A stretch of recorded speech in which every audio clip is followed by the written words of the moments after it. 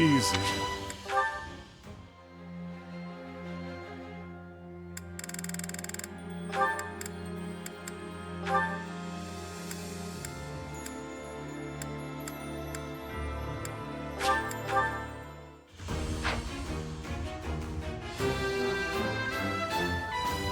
I've set...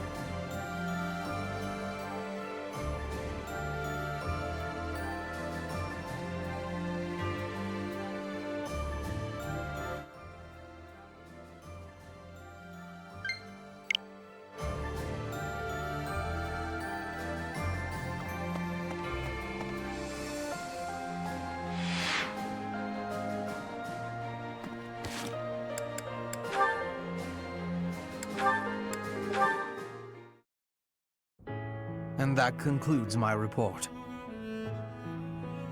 Hubert, I can't shake the feeling that you're keeping more secrets from me. I have told you before, there are secrets even I am unwilling to share. I remember. However, I am the Emperor now. If the Minister of the Imperial Household does not obey his orders, I have the right to execute him.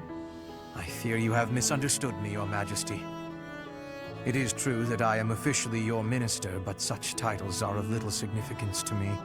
I serve you purely out of personal devotion. Perhaps there was a time when I served the Imperial line due to my duty as a member of House Vestra. But since you returned from the kingdom, My loyalty has been to you alone. I see. Then you are unwilling to obey my orders as Emperor? Correct. If you prefer to treat this formally, then charge me with a crime. I will gladly offer up my neck to the executioner. You know I would never do such a thing, and that I pay no heed to the title you bear. It is your own presence and capabilities that I value so highly, Hubert. Titles are meaningless next to such things. Our families have no bearing on this matter, nor does the Empire itself. In that case, Lady Edelgard, I ask you to turn a blind eye to my secrets. They are trifles, beneath your notice. Best I handle them alone. You should focus on the path ahead of you. The Scarlet Path I have carefully prepared. Whether that path is red with blood is not something you need trouble yourself over. As Emperor, I'm obliged to accept that answer.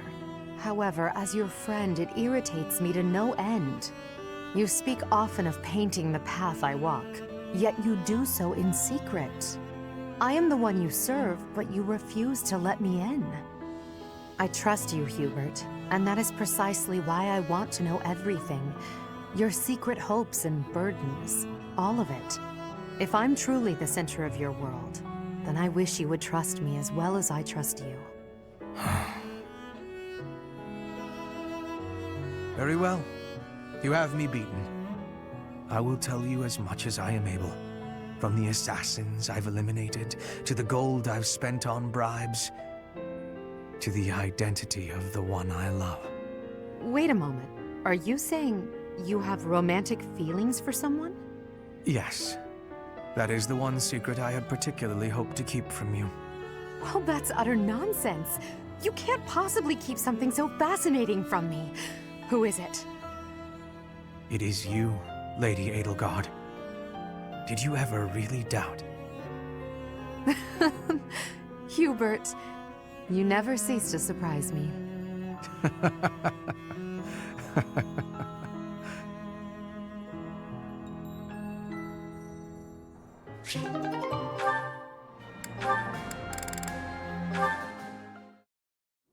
That's the last of them.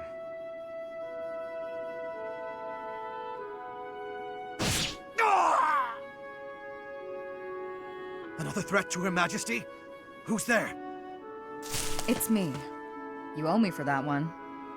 Shamir, what are you doing here? Same thing you are, but I'm after a particular target. The dark side of the Knights of Seiros is proving troublesome. I should have known, having been one. I was negligent. I had thought we'd sufficiently thin the numbers of these scum. Seems I was mistaken. In any case, you have my thanks. Save it. Just doing my job. Even so, killing your former allies. Do you feel no remorse whatsoever? You wouldn't, so I ask.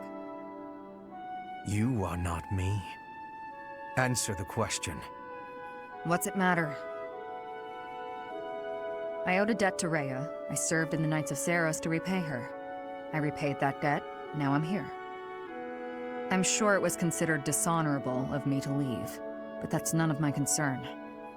I have no connection to the Seiros faith, nor to the ways of Fodlan. That's right. You're from Dagda. Well, consider me glad you're on the right side. At least for the time being. You worry too much. Watch out, or it'll be the death of you.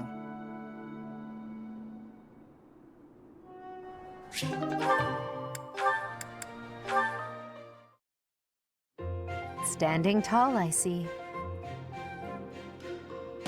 Edelgard, hello. What do you think of this horse? An equine marvel, no? Look how intelligent he is. You can see it in his face. Certainly much smarter than your horse.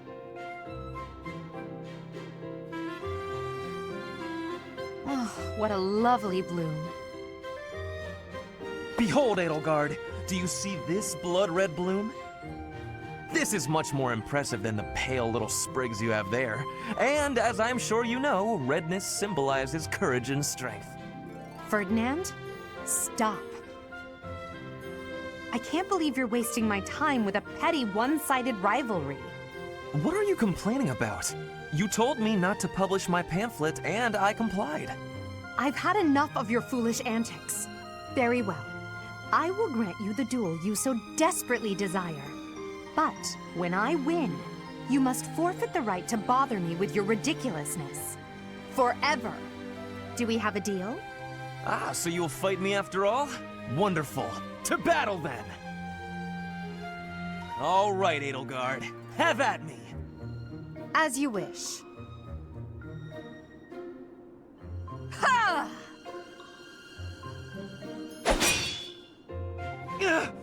It only took you one blow?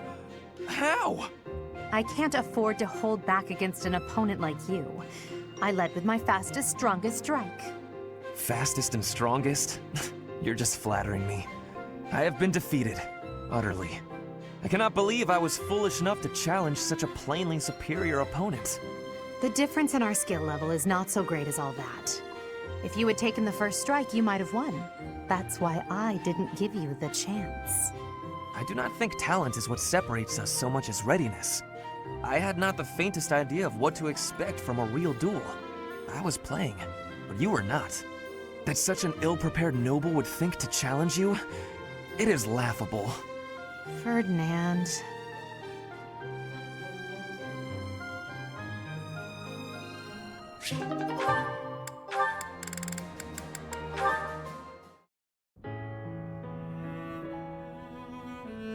Gardening with you is a lot of fun, Lady Edelgard. I feel the same. You know so much about it, Bernadetta. I looked after flowers a lot back home. I like them. They don't talk, they don't get angry, they don't hit you. And they're sweet. They are sweet. Unlike people, they can all be trusted on sight. You're sweet too, Lady Edelgard. I mean, not sweet, but, you know what I mean. You can talk or even get angry all you want. Well, I'll strive to avoid getting angry. You're really kind. I'm less scared of you than I used to be. Most nobles are terrifying. I've had lots of bad experiences with them. But getting the chance to talk to you like this makes me glad I came to the monastery. I'm glad too. I had heard rumors about the reclusive daughter of House Varley, but you're nothing like I imagined. Rumors? About me? Just pretend you didn't hear anything. There's no need to be embarrassed. Rumors are meaningless. All that matters is the truth.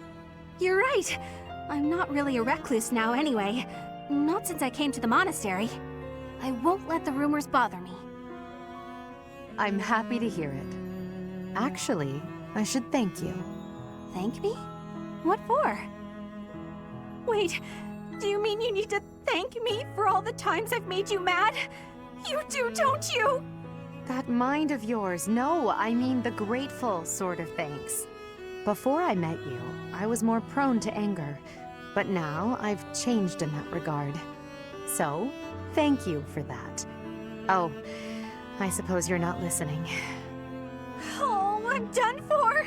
5 years' worth of resentment is about to crash down on me all at once! Ah! It's okay, Bernadetta. I'm thanking you, not attacking you. Oh, I jumped to conclusions again, didn't I? You did, yes.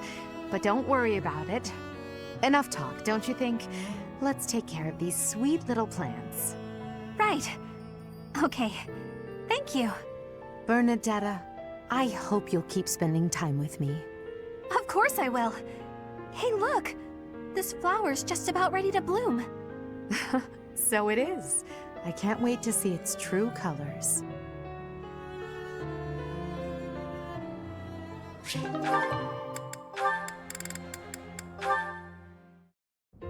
Caspar, I have been waiting. Ferdinand! Waiting for what? I am going to give you a lesson on the righteous path of the noble. Righteous path? What? You have a problem with my path now? You think you're more righteous than me? That remains to be seen. I heard you stopped a robbery in town the other day. Some despicable thief who was robbing an elderly shopkeeper. Rumor has it you didn't wreak as much havoc as usual. Hey now, I think you're underestimating me here. When the thief showed up, the old shopkeeper was so scared that he could barely stand. I didn't want the guy to pass out, so I had to stay calm while handling the situation. Rather than fighting, I gave my own money to the thief and told him to get out of there. Or else. How, magnanimous of you. The thief fell for it and left the shop. That's when I chased him down. I got my money back and gave that thief a good beating. He won't be back here anytime soon. Ah, so you walloped the scoundrel. That does sound like you. I am finding this story more plausible. Nevertheless, I think... Hold on. Now it's your turn. I heard a very interesting story about you recently. My turn, eh? Let's hear this story then. The way I heard it, you punched a foreign soldier right in the middle of town. Stop. I know what you are getting at. But you have the wrong idea. Let's hear your version then. I had been browsing for weapons at a rundown stall. Suddenly, a man seized the stall's owner and started dragging him away. Someone with a less generous spirit might say the peddler had it coming. His wares were quite inferior after all. But without a moment's hesitation, I leapt to his aid and soundly defeated the goon. Well done. Sounds exciting. It was nothing, really. Anyway, the old shopkeeper let me in on the details. He said that he was a novice trader, tricked by a noble into selling low-quality goods. That ruse was about to come to light, so the noble had sent a mercenary to keep the shopkeeper silent. So that's what really happened. I just heard you snapped and attacked some noble servant. I figured it was worth asking about. Well, I won't deny it. I forgot my rank for a moment and let my instincts take over. Is there something wrong with that? It sounds a little like something I would do. And your, gentle approach to handling that robbery. That sounds like something I might do. You were not overcome by your impulses. You kept a cool head, for the most part. I think we're starting to rub off on each other. Always looking for a way to defend justice and to lift each other up. Partners in justice, eh? Well now, that I can agree to.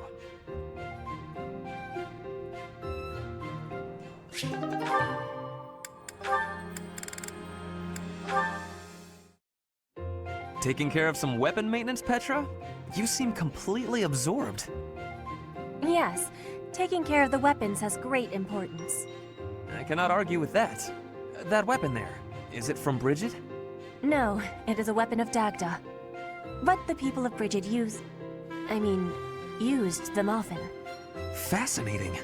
I have read about the weapons of Dagda, but this is my first time seeing one in person. Lots of weapons and fighting techniques came from Dagda to Bridget. Ah, so Dagda to the west had a big influence on the Bridget archipelago. I am fascinated by foreign fighting techniques. Would you consider teaching me sometime? I will. But it is difficult to explain fighting with words. We can try sparring, maybe? Yes, a practical demonstration. I would be quite grateful.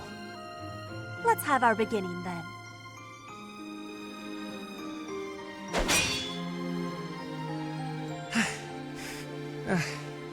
Perhaps we should stop there. Oh? Do you think you have understanding of the fighting techniques from Dagda? Yes. Now that I have experienced it firsthand. I used to look down on foreign fighting styles, but I was clearly remiss. The footwork, the nimble way you shift your weight is extraordinary. I will have to remember those moves for the next time I am in battle. Clearly, you have honed your skills through practice. Your fist felt as sharp as a spear. Bridget is stuck in between Dagda and Fodlan. It is of much importance to hone our fighting techniques. I am of the royal family, but I am a warrior before that. I must fight to live and to protect my home. When the alliances of Bridget and Dagda encroached on the Empire, they were always driven back. But perhaps the Empire's victory was due to geographic advantage or divine intervention, rather than military superiority. Having met you, that is what I think. I cannot help but feel a little disgraced. I held foreign fighting styles in such low regard without ever seeing them for myself. When I came to Fodlan, I felt disgraced for many things that I learned. But there is no disgrace in losing ignorance. We need to be learning and growing with each other, always. Yes, by working together we can make progress. and both sides need to look ahead to the future.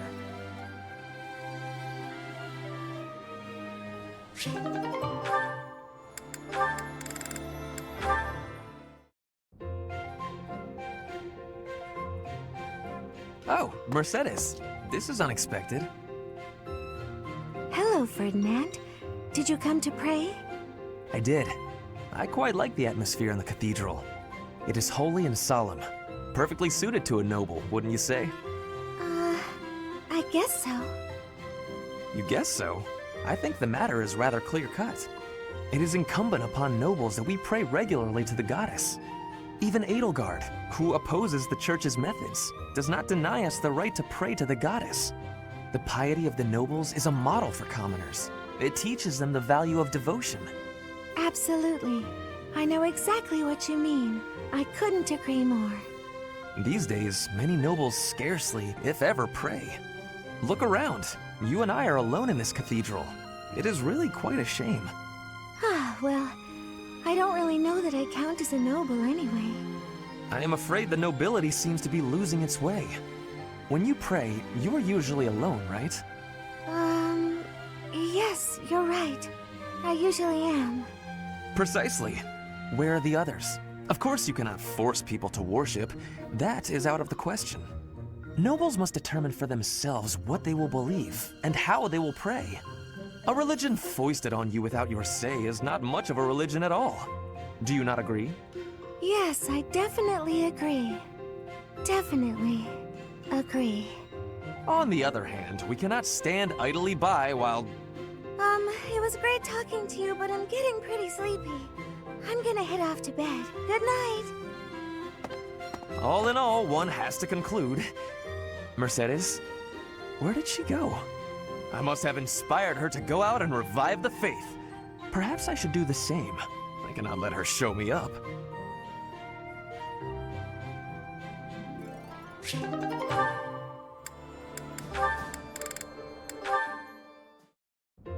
Hey, Dorothea, something's been bothering me. I kind of feel like you act more casually around me than you do with other people. Casually? I don't know what you mean.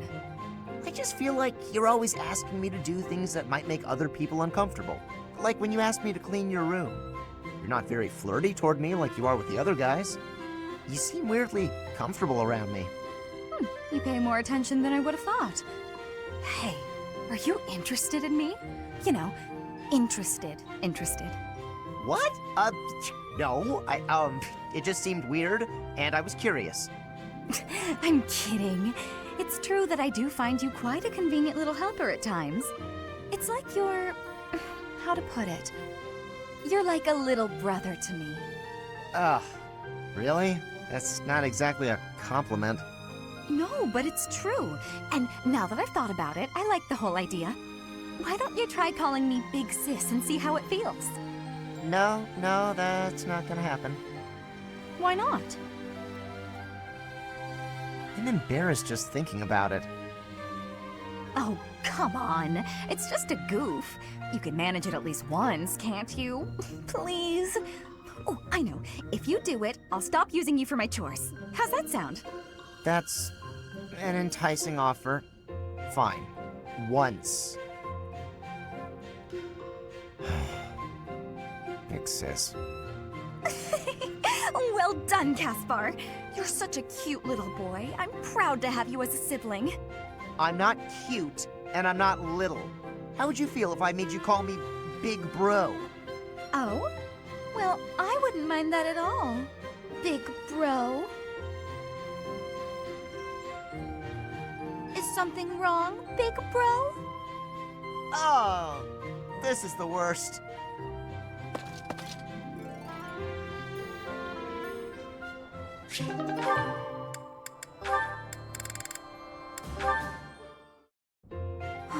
That was my worst mistake yet. Why am I so clumsy all the time? The women laughed and forgave me, but... oh, how am I supposed to face them now? Hey there, Annette. What's with the sour face? Everything okay? I don't think I've ever seen you look so miserable. Don't tease me like that, Caspar. Can't you see I'm down? Sorry. You know I didn't mean it. Did something happen? You don't have to share if you don't want to, but I think talking it out might help. You might be right about that. Are you sure you don't mind? Not at all. Well, today they were short on staff in the dining hall, so I offered to help out. But I sort of messed up. Big. Oh no. What happened? All the plates in the kitchen went flying through the air, and the pots started giving off this weird blue steam. Wow, sounds more like art than cooking to me. The people in the dining hall saw the chaos and started panicking, and then soldiers came running. All I was trying to do was help out. But in the end, I just ended up making more work for everyone. I'm awful like that. I wouldn't worry about it too much. Accidents happen. It's not like you were trying to make a mess. I know. The women at the dining hall laughed and forgave me. But, Was anyone hurt? well, no, but Well, there you go. No need to dwell on it and keep moping around. You had a bad day, but I'm sure you'll do better tomorrow. you know what? You're right. I guess all I can do is try harder next time. Thanks, Caspar. That really did help me feel better. I can't keep moping around. I've got to work on my cooking skills. And I can count on you to be my taste tester, right? Right. Sure. Just as long as you're not making any new art projects.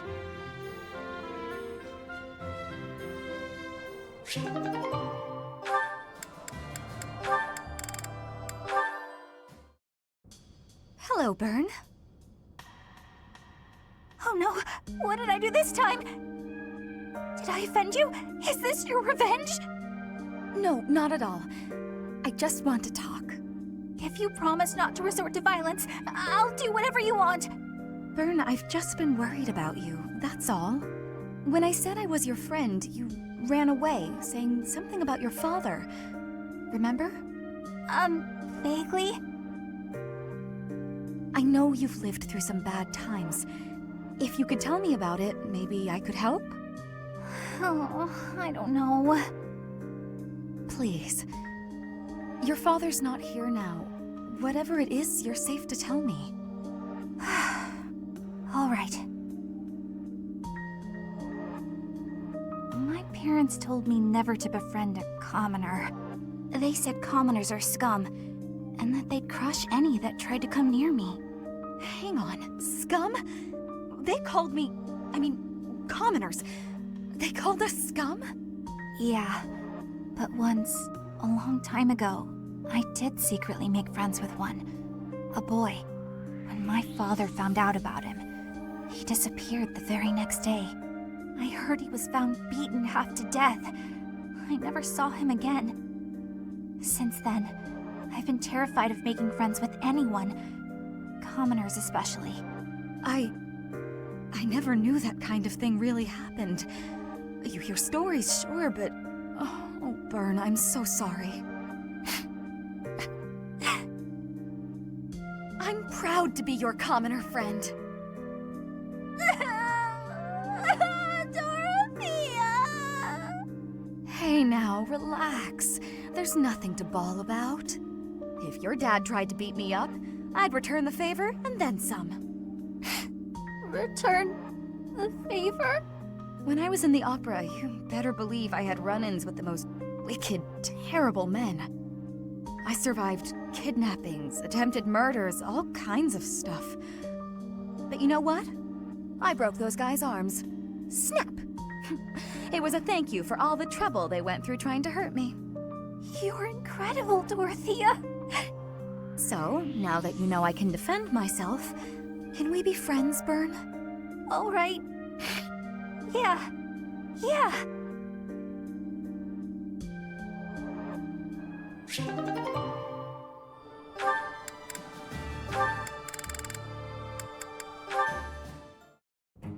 You. What did I do?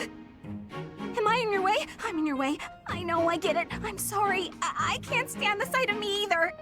I never said that. Stay right there. You're always running away. You must really find me irritating. Irritating, I know. I completely... What? No, No, I mean, I know I'm irritating, but... Huh? Stop. Do you remember when you came up behind me and knocked the sword from my hands? I need you to teach me that technique. Sword? Teach? Technique? That's a joke, right? Because that's just about the most ridiculous thing I've ever heard. Maybe so, but I saw you do it. You don't remember? You moved like a flash, and before I knew it... Nope, wasn't Bernie. You must have dreamed it. Unless my accuser dares to produce some evidence. Yes, evidence. I still have your satchel, see? Oh, my satchel. Wait, that? No, that's not mine. You can't prove it's mine. You know it's yours. I'm innocent, I swear. Merciful Zero, save me! This is getting nowhere. But, maybe I should corner her like last time. Then she'll use the technique without thinking.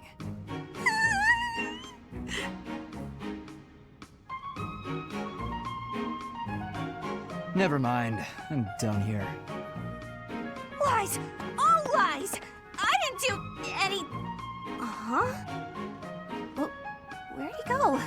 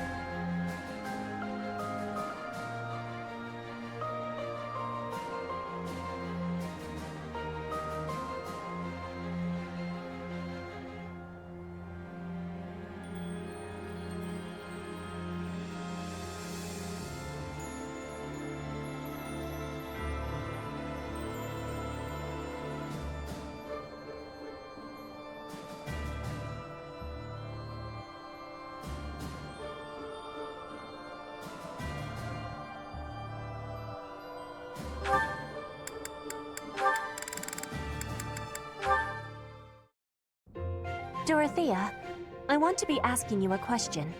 Oh, please do. Why have you come to Garreg Mach? Is your goal different from the rest?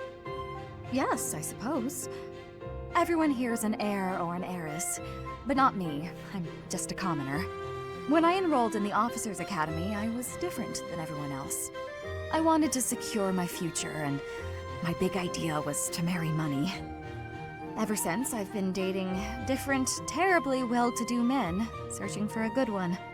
So far, there's been no reason for a second date. Marrying money? That is not sounding like a good idea. Money would be a bad husband. Pretty much. But you treat me well. I have so much gratitude. Why do you show me such friendliness when I am not money? Oh, no, Petra. This isn't like that. I like spending time with friends. It's wonderful being friends with you, and I hope we can stay close for a long time to come. Yes, I have that hope too. But I have also been thinking of who is good for me. Oh, I see. And still I am thinking we should be friends. Oh, I know why. Because we're both trouble for Imperial nobility. Yes, we both have troubles. Feels nice, doesn't it? Knowing that together we can irritate that many people. Since we've already got a lot in common, let's get to know each other better, shall we?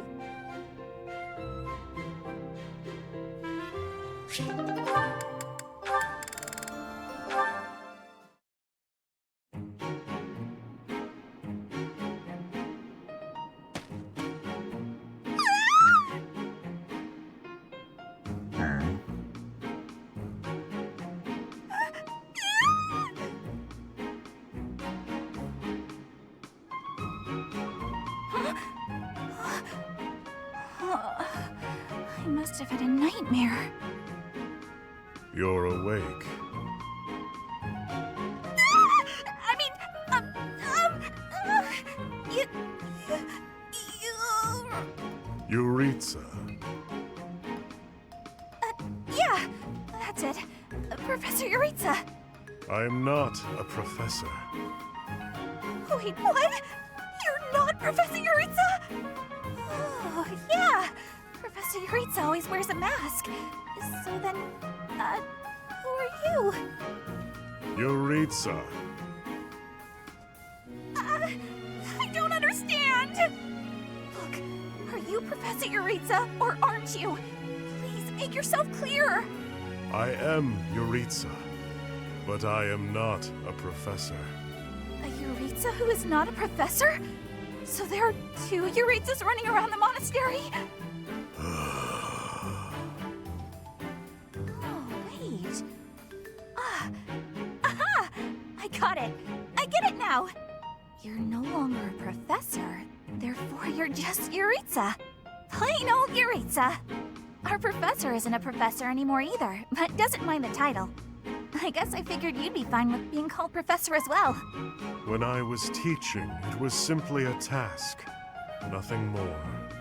I don't really get it, but it sounds like there's a lot going on in that skull of yours, Yuritsa. Bernie, what the heck are you even doing in the infirmary? You took one look at me and passed out. Huh? Don't be silly! There's absolutely no reason I'd faint at the sight of you, Yuritsa.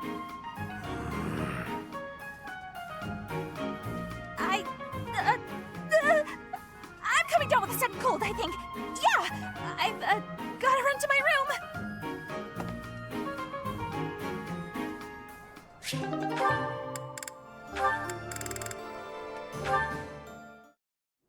Shamir, can I be having your time? There is a thought that is giving me great concern. Let's hear it, Petra. If Dagda is ever invading Fodlan again, what will you be doing? I'd join the army of Dagda. I'd lay waste to Fodlan and return to my homeland. If that is the truth, then I am having one more question for you. If that was happening, would you be fighting your allies in the Imperial Army too? Of course. You expect me to die for you? You should be prepared to do the same. Your homeland would likely join Dagda. So, that is your truth. Maybe. If you'd asked me 5 years ago. Hmm? I've been a mercenary since childhood. Always fighting for a bounty. If my allies didn't pay, I'd side with the enemy. It's why I became a sniper. Easier to dispose of anyone with a reward on their head. It's also why I joined the Knights of Seiros. I owed them a debt, but that's all changed. You are not fighting for money now? That's right. When I see everyone fighting for Fodlan, I feel inclined to help. I won't die for the cause, but I will protect everyone.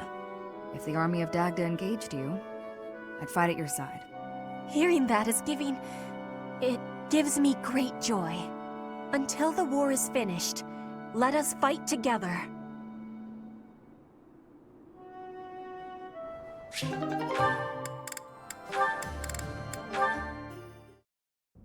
Sylvain, I want to apologize for the other day. The other day? What are you talking about, Felix? Is this a trap? You know, when I called you insatiable. Oh, that? Can't say it didn't hurt, but you have nothing to apologize for. I mean, you've said worse, Felix. Considerably worse. Come on, we've known each other since we were kids. We're not gonna let your constant verbal abuse get in the way of our friendship, are we? No, I suppose not. Whenever I started doing something dumb, you'd yell at me about it. And whenever you dragged me into something, Ingrid would find out and start lecturing us. All these years, and not much has changed, has it? Even if we don't have Ingrid lording over us. But you're different, Felix. You used to be so, I don't know, carefree when we were young. Now you're the exact opposite. Well, you're not any different. Good for nothing then, good for nothing now. Again with the abuse. This from the guy who's always been by that good-for-nothing side. So, did you come to apologize, or to insult me?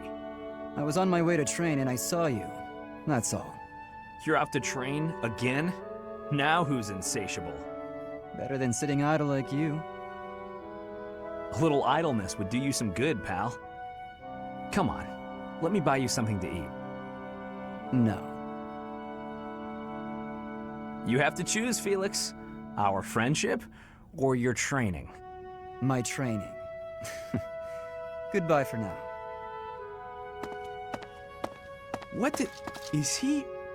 Wait, Felix,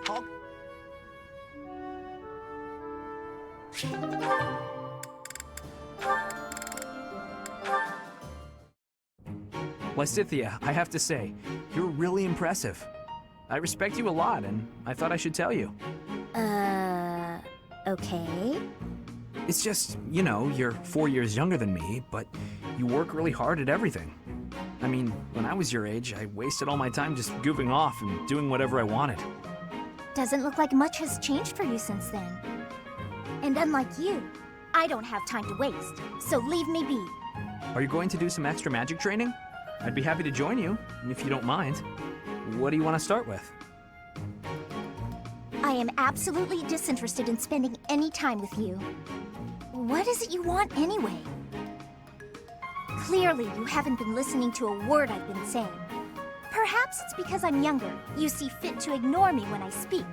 Is that it? What? No. Age has nothing to do with it.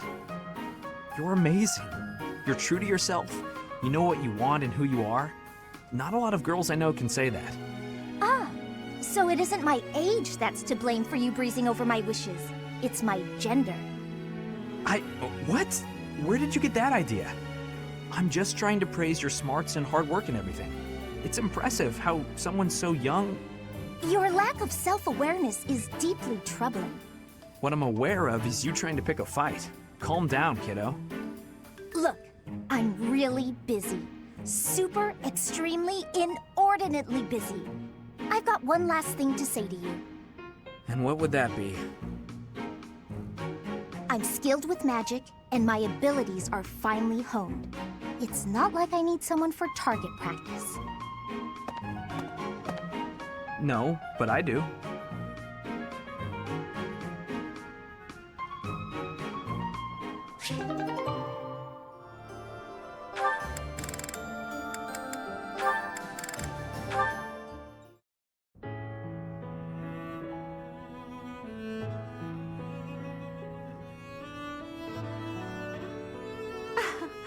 I never imagined I'd see you again.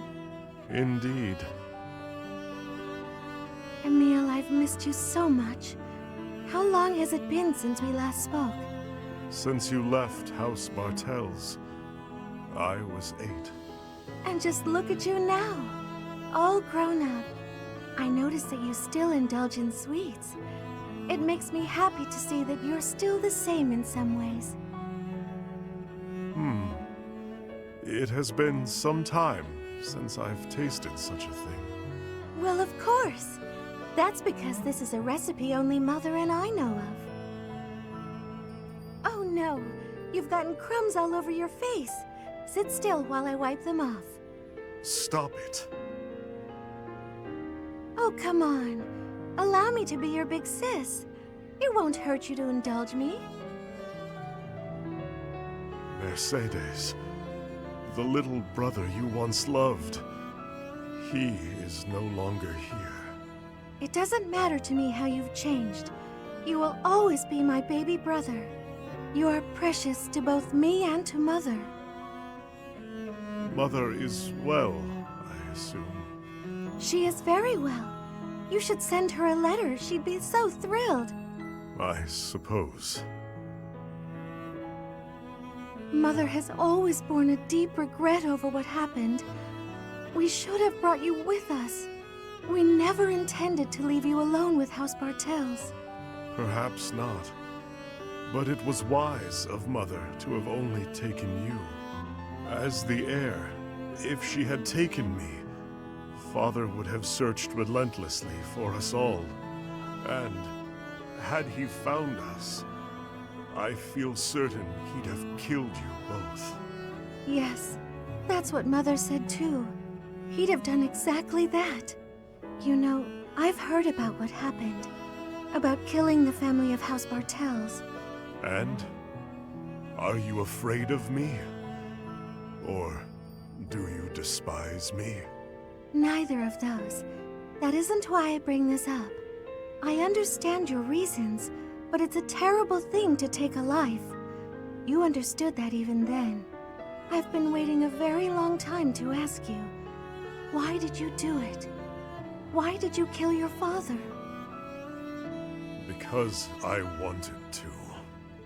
I know you're avoiding my question. I can hear it in your voice. I won't ask any further if you don't want to tell me why. But just let me know if you ever feel ready to talk to me about it. Understood. The time may eventually come. Until then, I'll wait patiently.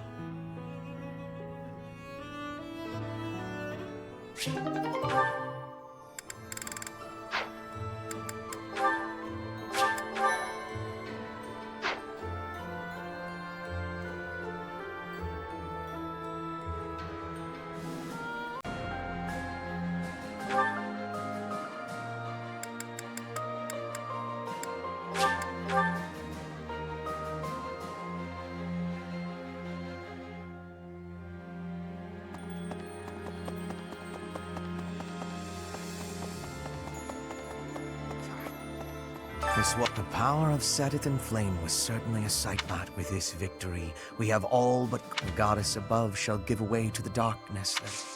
I have a request for you.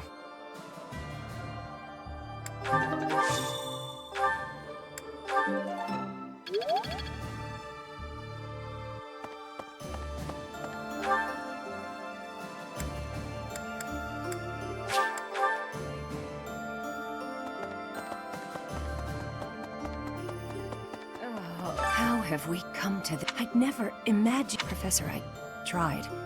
I gave the infirmary is as much a morgue right now.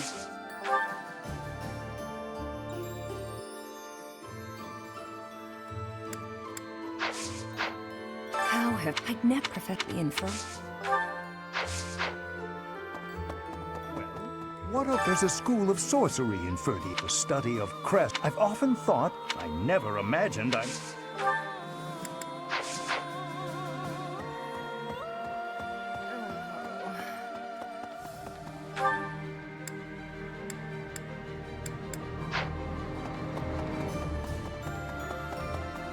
Really? I've got a dream, you know. Remember when I went to Bridget with Petra? Next time, I want to go even far. I want to fill a whole book with drawings of the biggest plants I see. And the carnivorous ones especially. Oh, I hope I get the chance. Well, that was certainly frightening. Having to fight against to push back against something I've hinged so... But now we must fight, lady.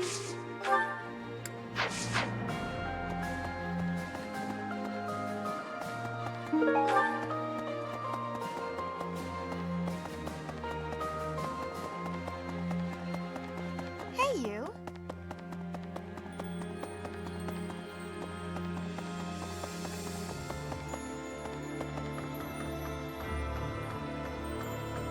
That reminds me. You must know about, but you probably don't know about 120 years ago. They had a massive insurrection. The bishop of the Southern Church who participated was exiled by the furious emperor. After that, the empire reconciled with the Central Church, but relations continued to be strained. That history has probably laid the groundwork for the current antagonism among the empire's citizens.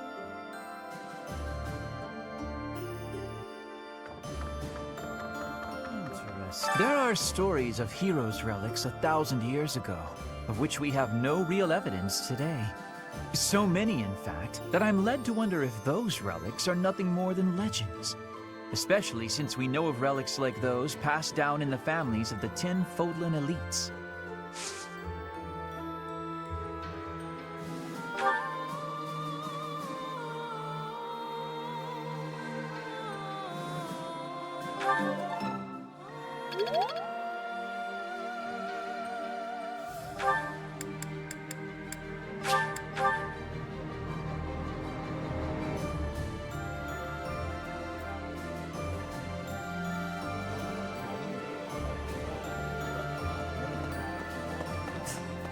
Last month's fight with the Knights of Saros was a disaster.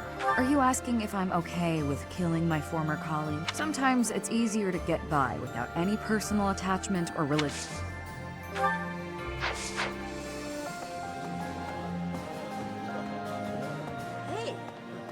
Driving back the Knights of Saros, defeating the Alliance was hugely exciting. Now, if you could only...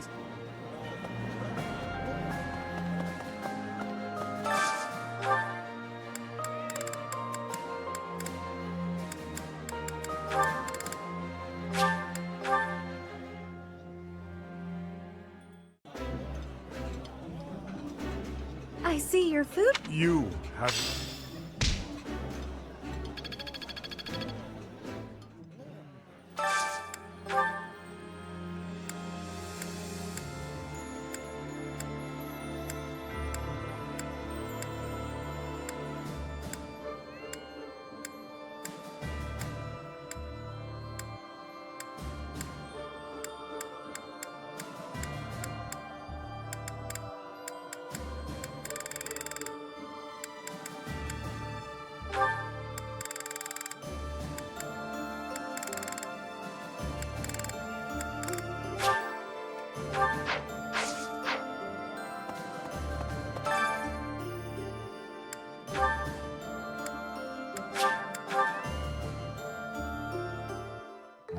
I love... Is that so? I have a...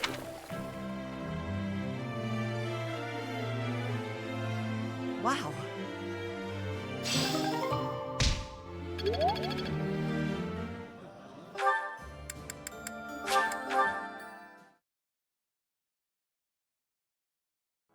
Okay.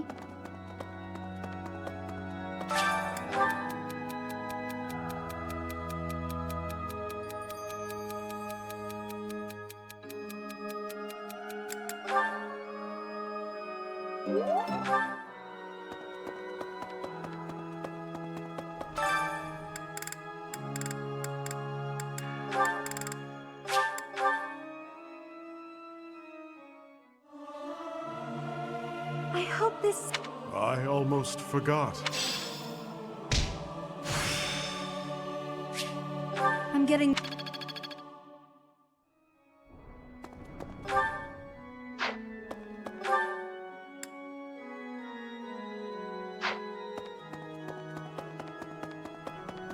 I'm counting. I'm dedicated now.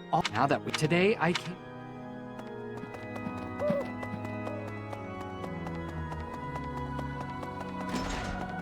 Hello there. Professor. Some people are so in awe of King Dimitri, after he wins, there won't be anything left. He'll be a storm, leaving nothing behind. He hates the Empire so much, he's willing to do anything to bring it down. Yeah, because of the role the Empire played in the tragedy of Duscur. You know, even back at the Officers' Academy, he never had much to do with anyone from the Empire. We'll be fighting Dimitri and his troops soon. We all ought to train a little harder if we want to stay alive.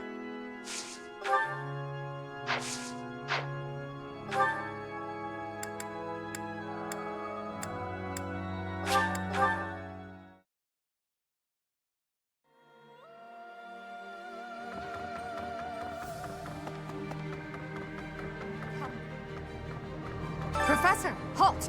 Don't come in here. I thought I told you to forget about that. There's something I don't want you to see.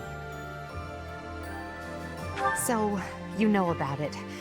Yes, it's a portrait of you. I painted it myself. It's, quite disgraceful. I did a terrible job with it, and it looks nothing like you. I'm happy that you appreciate my efforts, but please don't touch that door.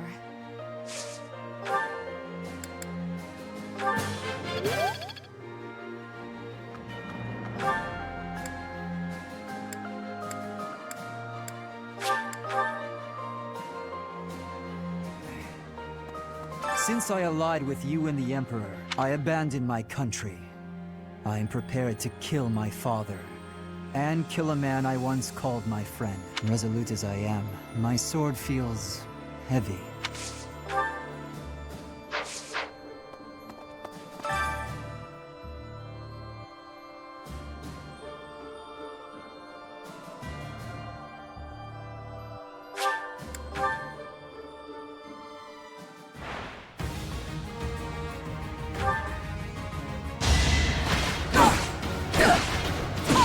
Let's keep up the pace.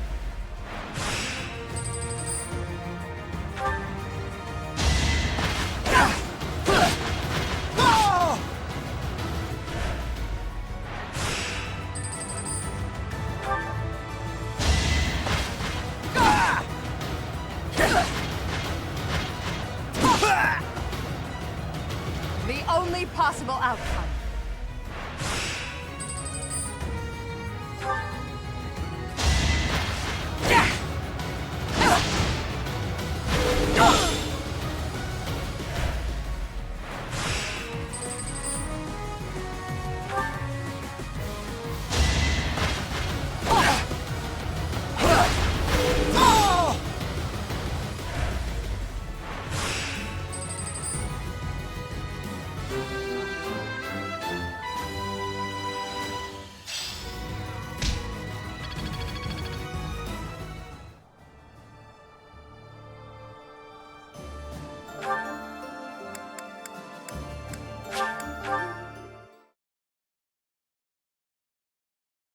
Okay.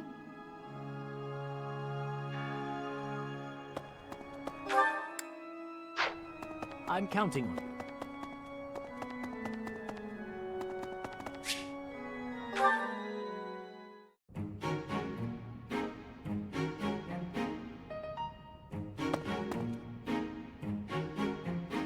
What's the matter? Not hungry?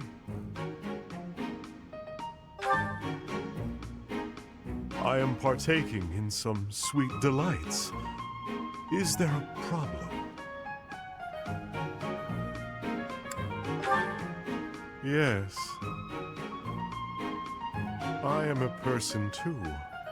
What I eat is nobody's business but my own. If you need something, spit it out. My ice cream is melting.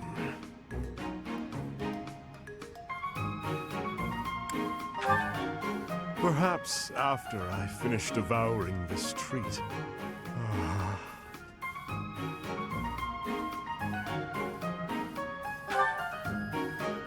I am. And I am not. At the moment, I am Yuritsa von Hrim. The Emperor and the army know me only as the Death Knight, but he is merely an illusion.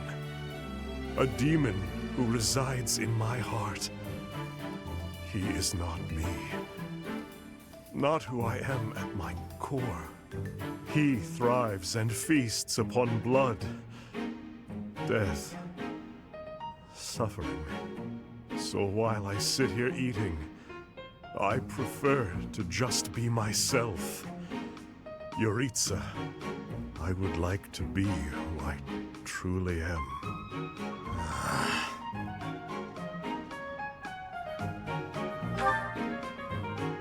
I am incapable of enjoying my dessert with you gawking at me like that.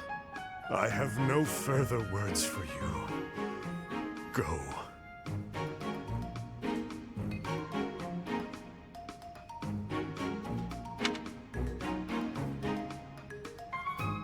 Dimitri,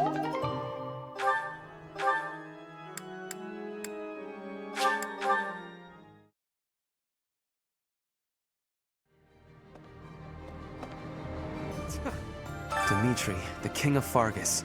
He despises Edelgard and everything she stands for. I am of the opinion that a man seized by such strong feelings is not fit to be king. It is a sad situation, really. If he cannot suppress his emotions to make reasoned decisions, he should abdicate. At any rate, I find it hard to imagine that Dimitri could defeat Edelgard.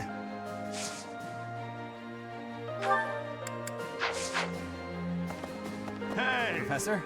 Greetings, Professor. Between Garreg Mach and Ferdy, that's the site of the ancient battle. If our forces end up fighting, it'll be a clash packed.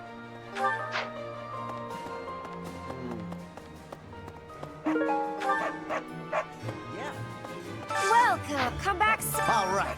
What's the matter? I can't help it.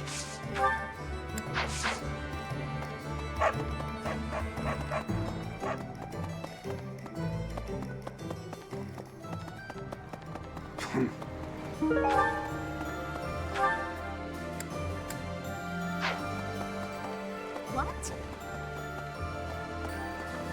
It's hard to feel cheery when you've just gone to bed. No! I will not let myself be gloomy. Fishing, huh? I'm sure it must be when times are tough.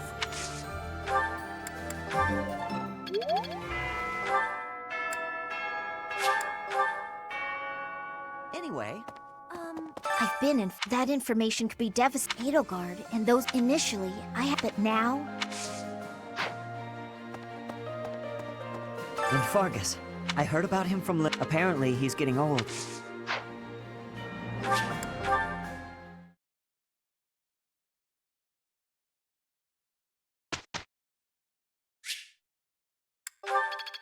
It is part of me now. Professor?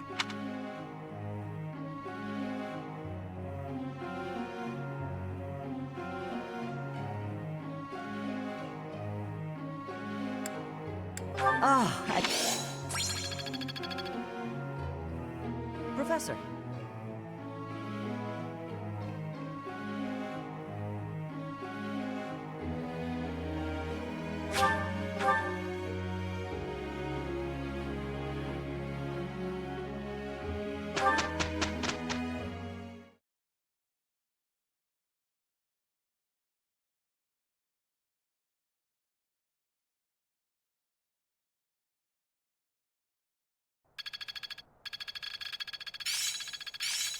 I'm just not there. I still have much to...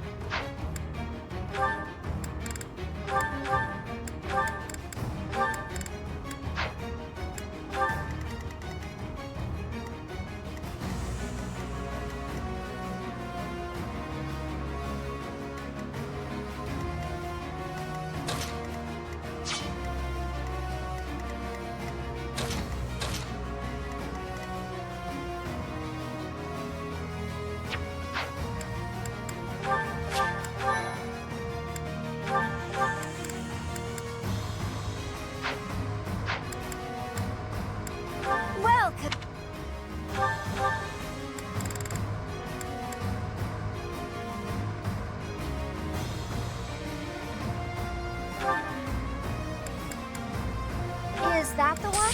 Thanks a bunch. Is that the one? Thanks a bunch. Is that the one? Thanks a bunch. Is that the one? Thanks a bunch. Come back.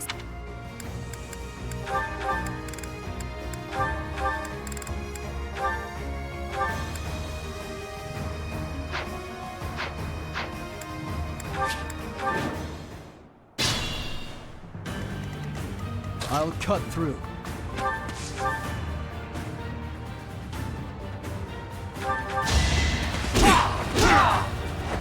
All right, next. For the Empire!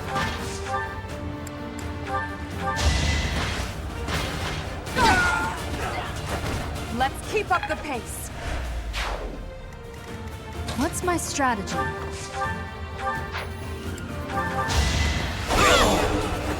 I must lead them well.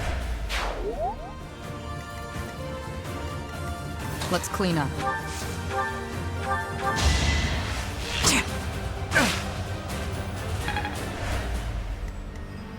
More fighting. I'll cut a bloody path. Hardly worth the effort.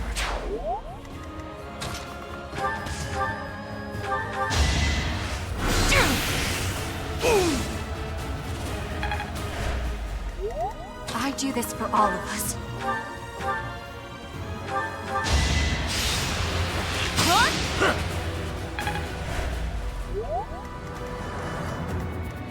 Understood.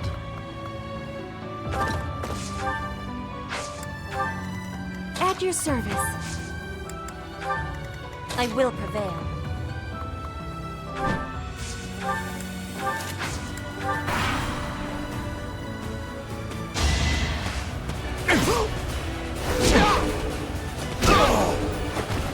That much closer. Straight. With all of my might! My heart burns with pride.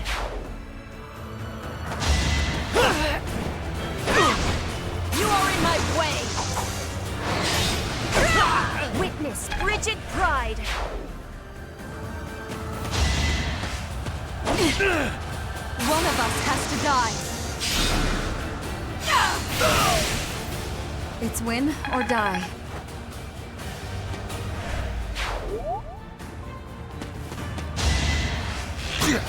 Too easy.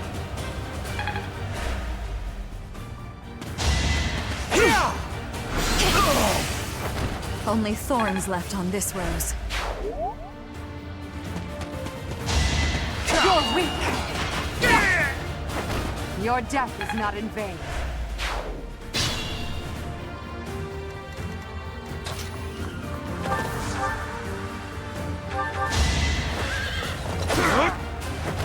child's play. Death.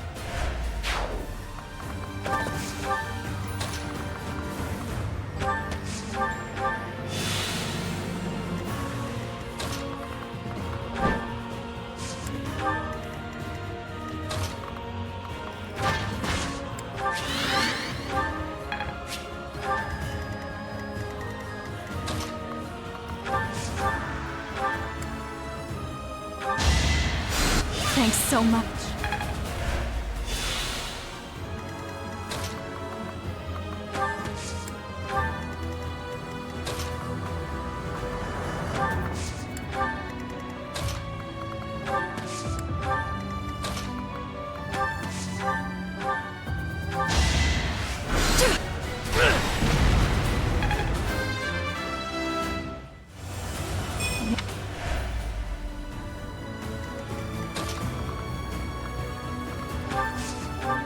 Sweet of you.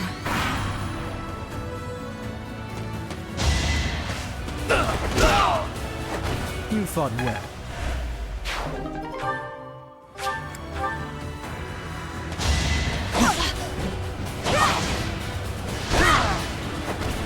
Flame spirits, protect me.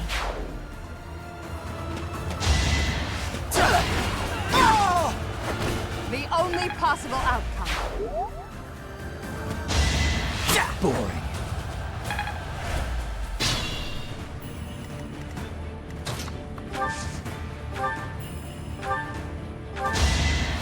Thank you.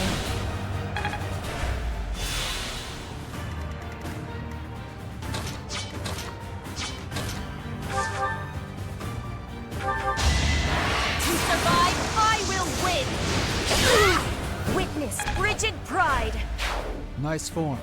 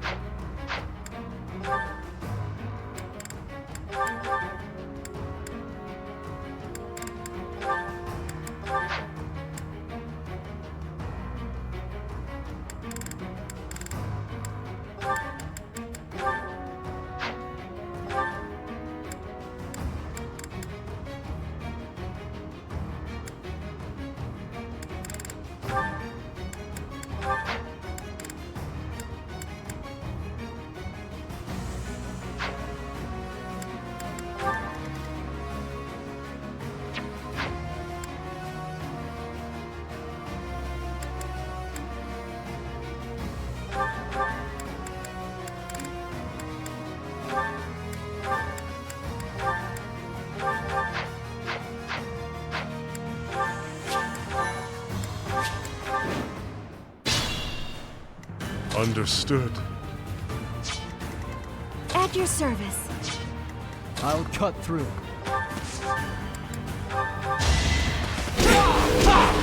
Pointless. One to remember.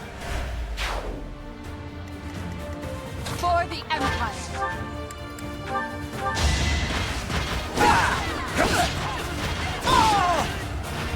I do not tolerate obstacles. I must... What's my strategy?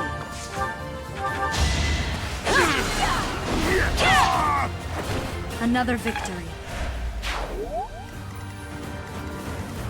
More fighting.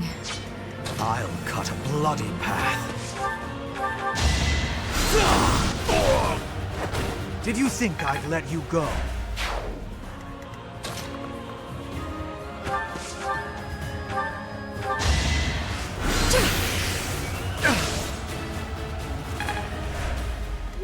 I do this for all of us.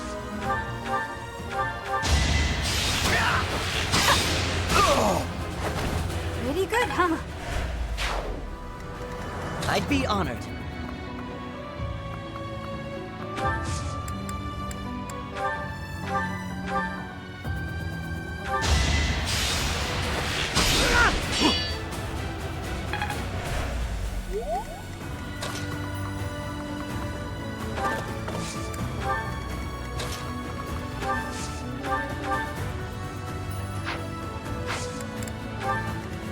I will prevail.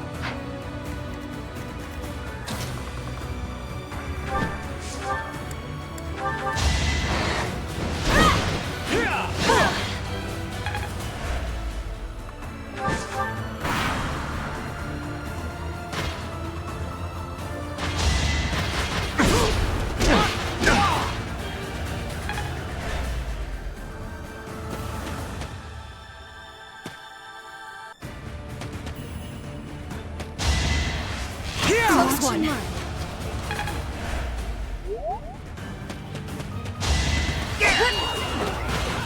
That off.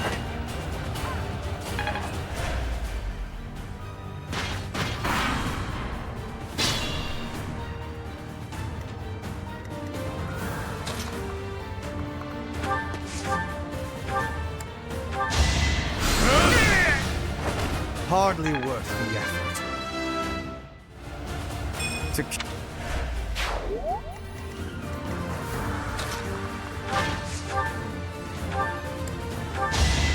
can't stop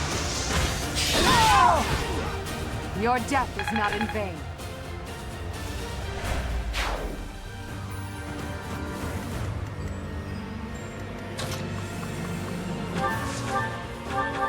It's over. This could turn the tides. I can always depend on you.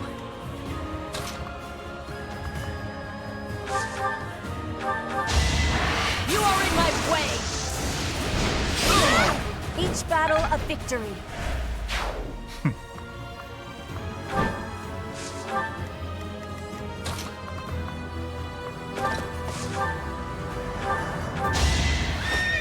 Your life ends!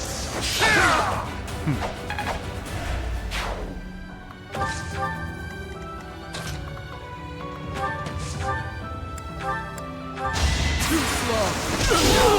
It was meant to be.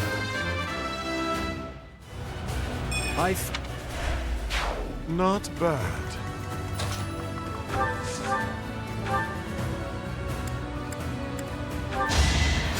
Sorry.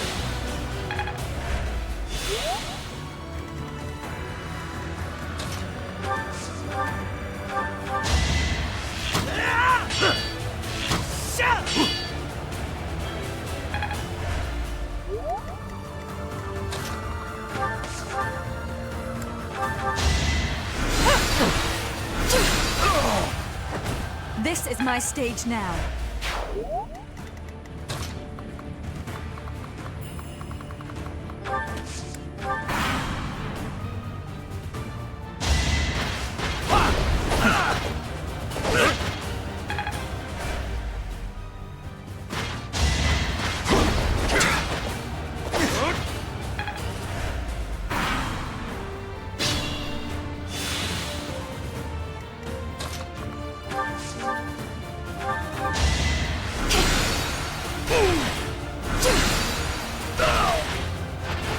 Will this ever end?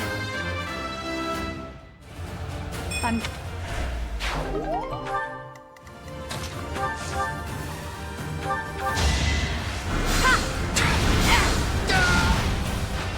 Be at peace. My work...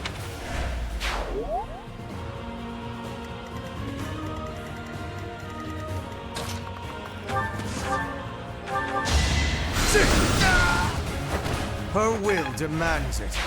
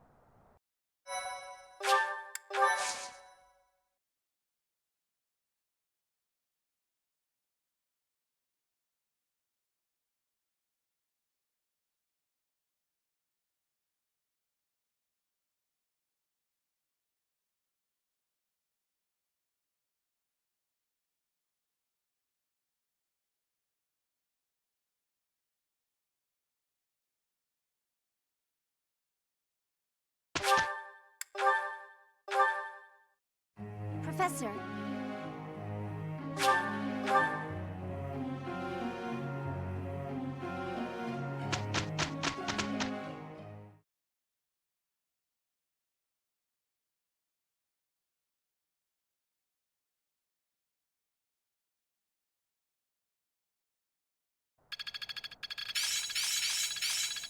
It's within my grasp. Making strides.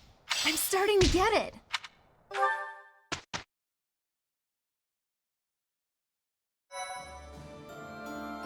Well done, Professor.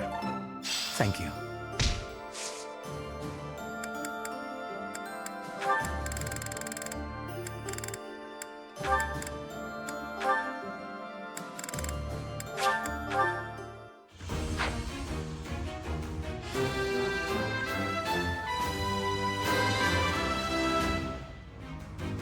It's all...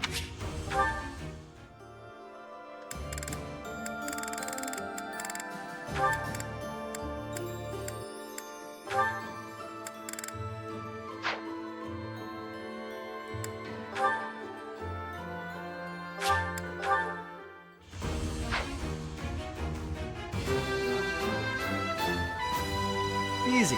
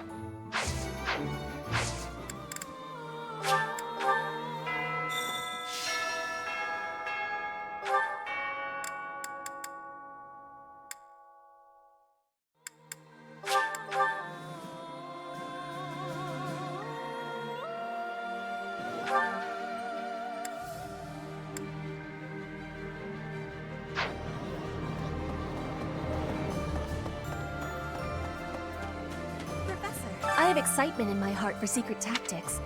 I enjoy attacks that are surprise. Yes, surprise attack. That is a one.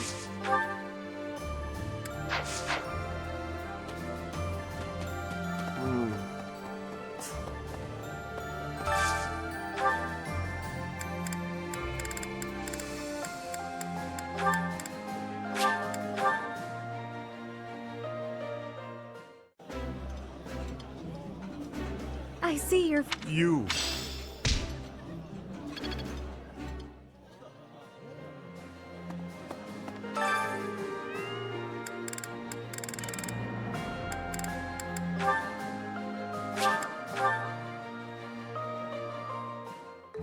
I have no experience cooking. I can't bear watching. Give me that. Of course.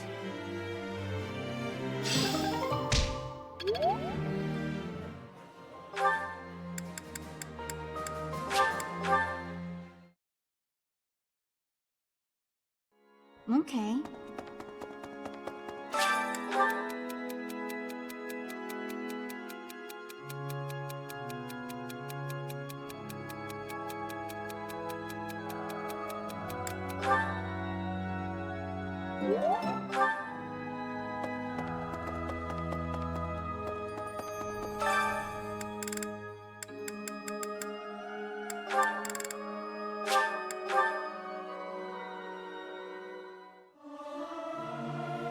I hope... I hope...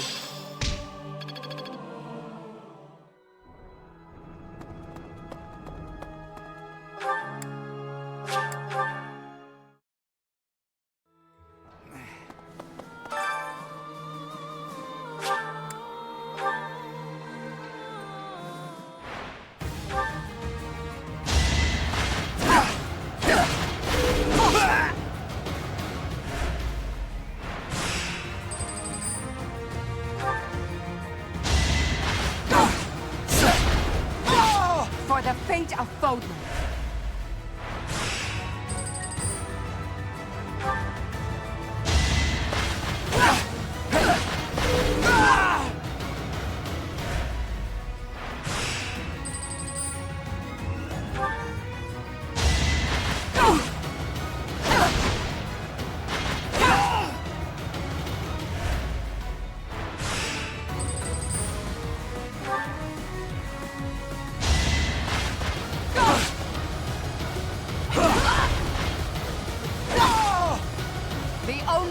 possible outcome.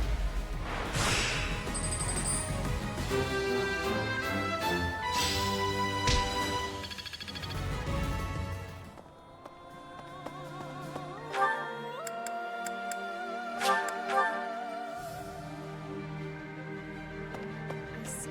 My brother fought proudly to the end, and died an honorable death. He said something to me before the battle, that he was entrusting his dream to me. I'm gonna see this battle through to the end. I'm gonna fight for my brother.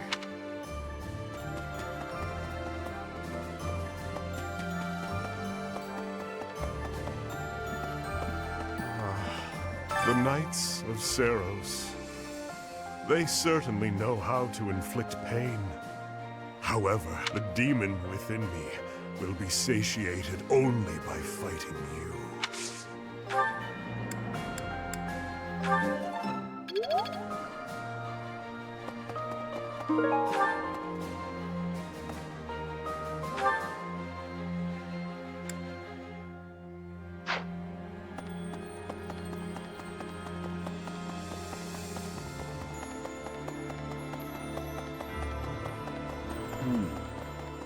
I heard that Randolph died in battle guarding Garreg Mach. We knew each other for, wow, more than 5 years. My chest feels tight. Think about it. There's no end in sight to the fighting. I might be next. Any of us could be. Together, eh? That sounds like one of Sylvain's old pickup lines. But, yes. Let's get through this war, together.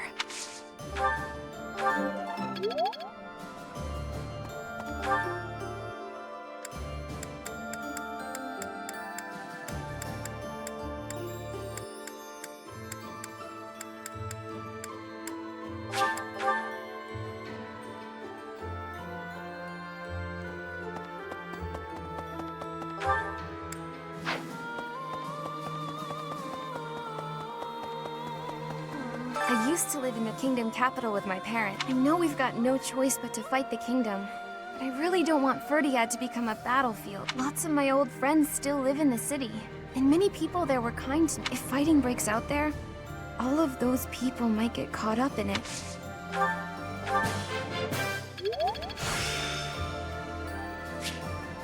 This experience.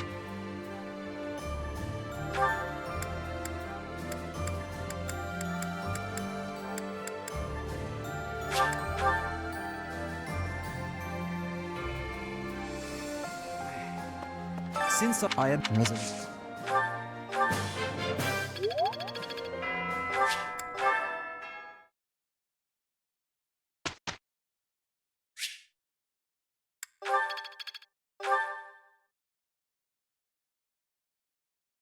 Professor.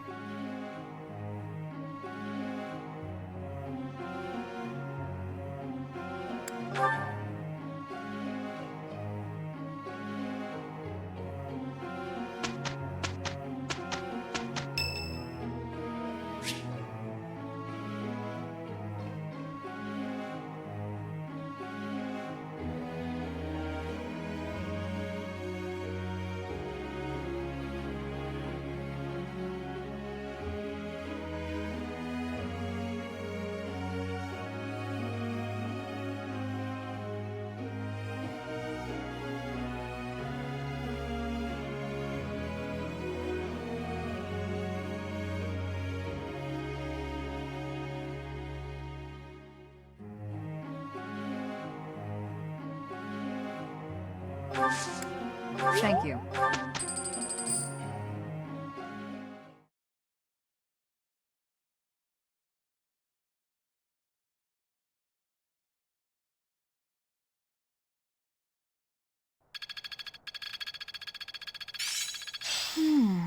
I see.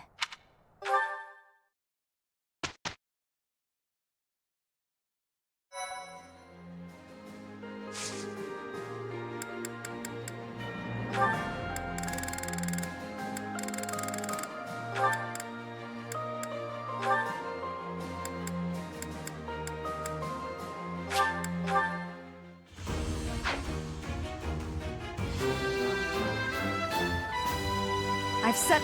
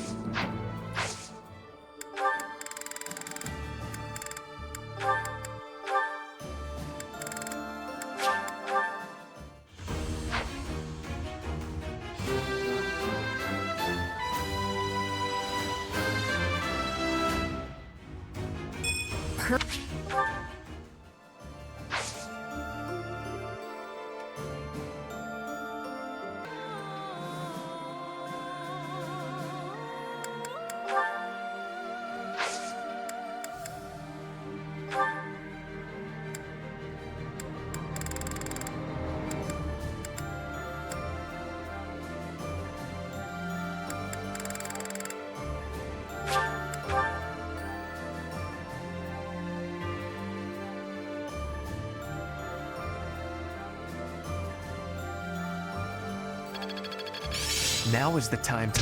I suppose it's working. I'm finding my focus.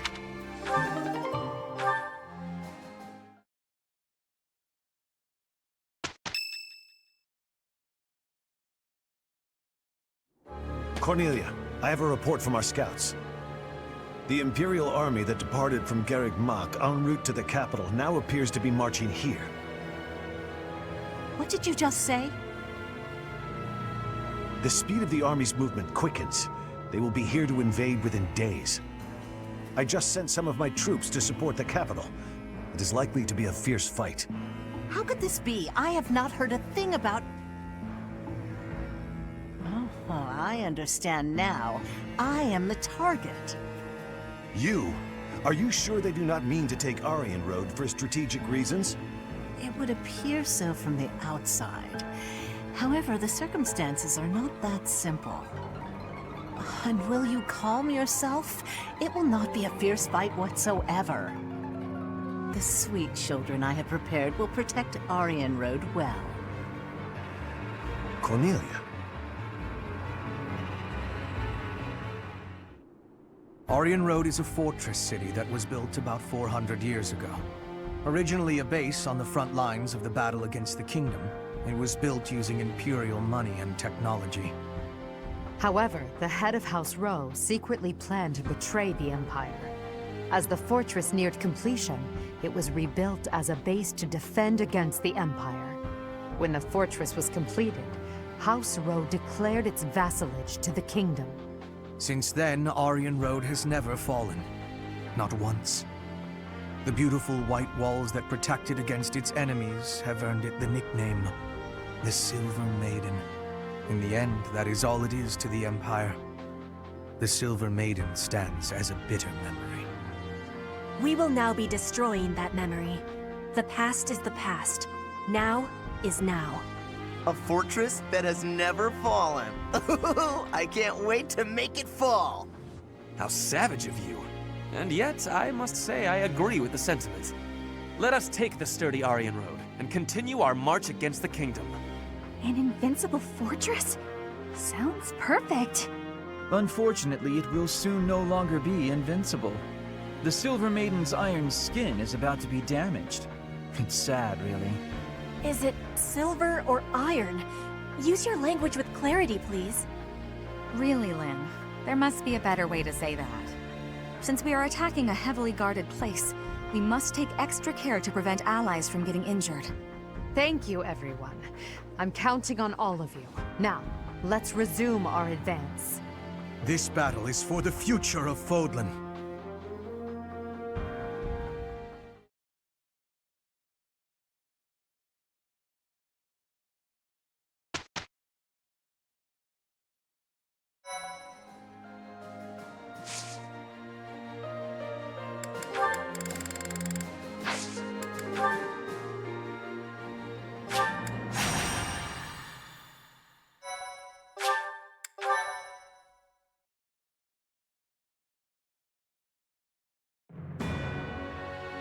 In order to secure a successful invasion of Ferdiad, Edelgard launches a raid on the fortress city of Aryan Road, which occupies a key position on the border. At Aryan Road, a mage serving House Blavid, named Cornelia, and the head of House Fraldarius, Rodrigue, strengthen their defenses.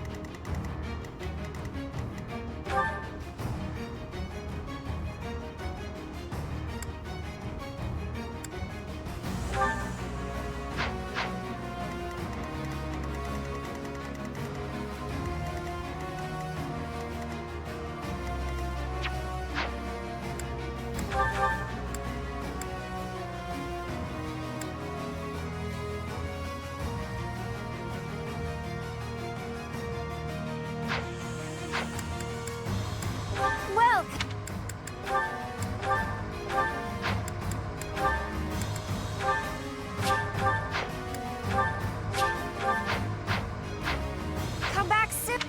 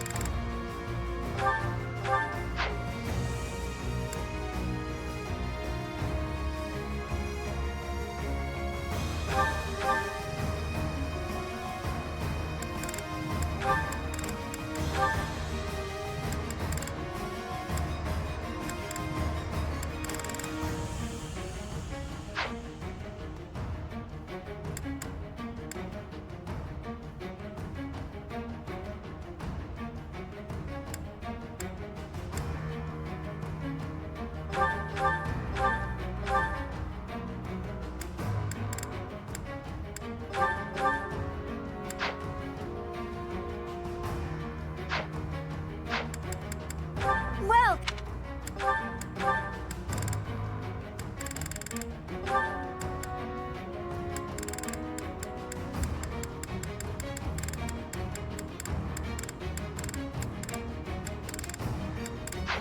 Come back.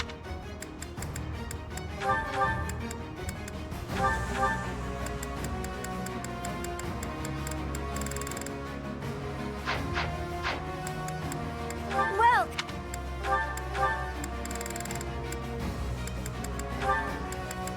Is that the one? Thanks a bunch. Come back.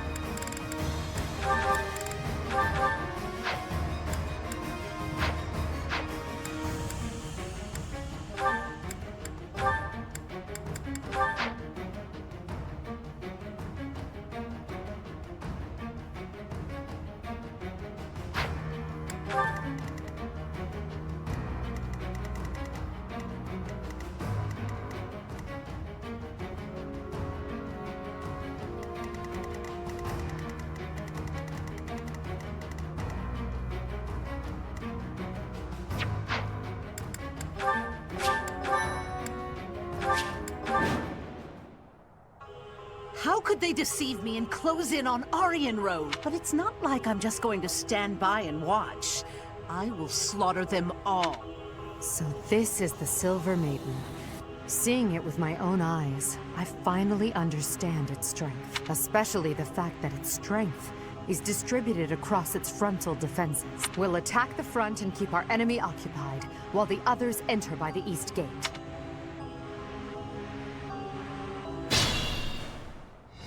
Titanus, my lovely dolls. Seek out the enemy and destroy them.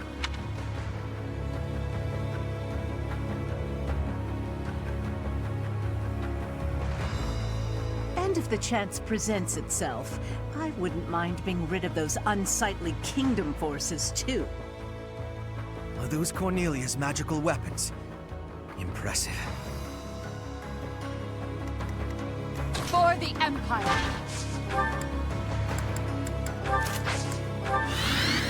What's my strategy? I'll cut through.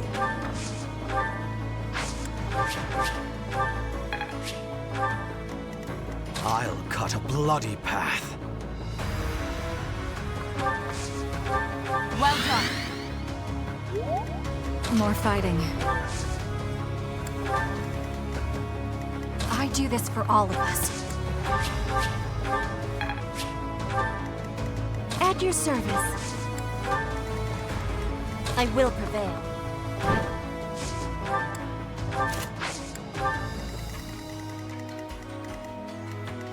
Understood.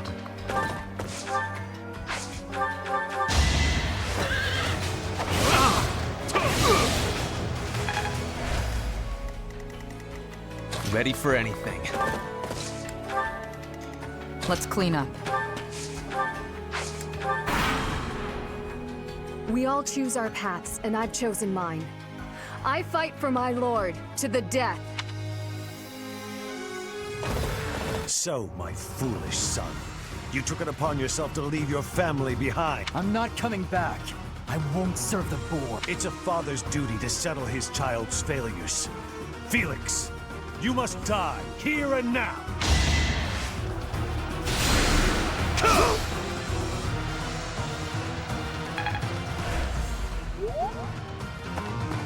Now's our chance.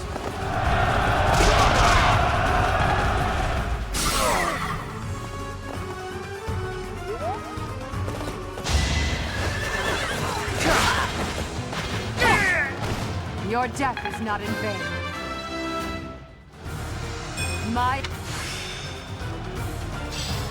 Each mile...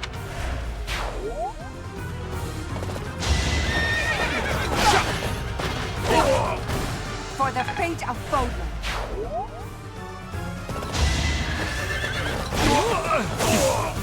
Delightful.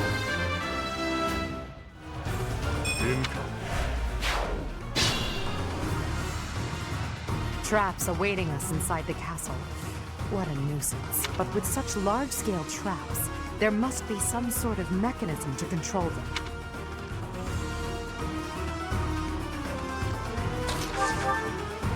I am the King's shield, devoted to protecting the kingdom, as well as the King's lance, who kills his foes. In the name of House Fraldarius, I will defeat you all! Prepare yourself! Forgive me.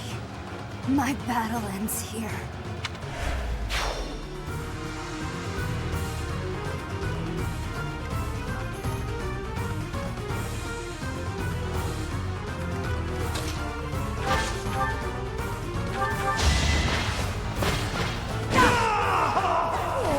So this is it.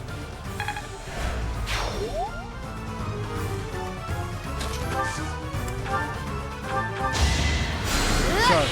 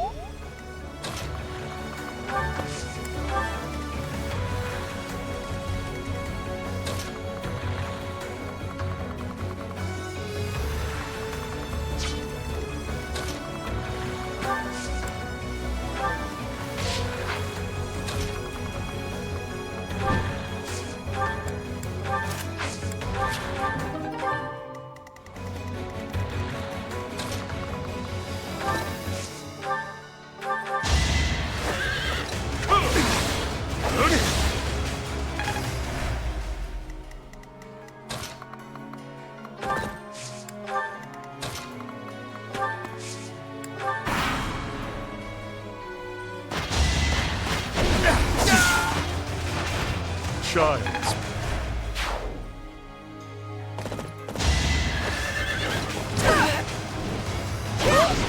With all of my might! Witness Brigid pride! To survive, I will win! My heart burns with pride.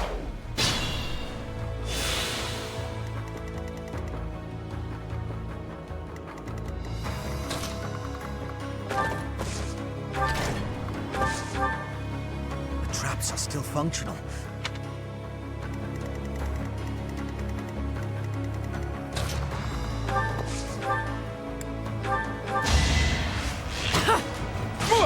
Going for the kill. Feels good to fight for a cause.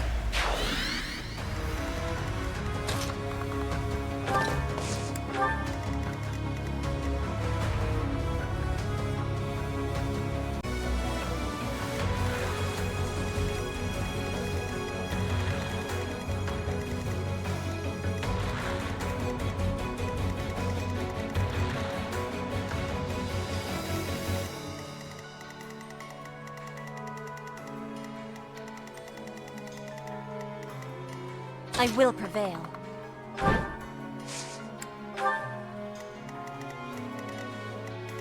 For the Empire!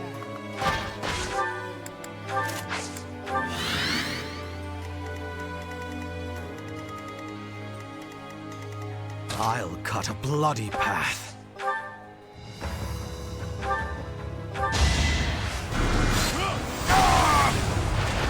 A waste of time. More fighting.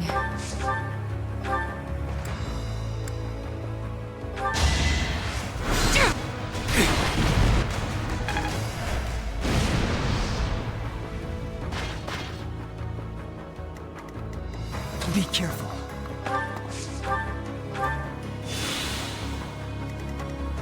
I do this for all of us. At your service. Sorry.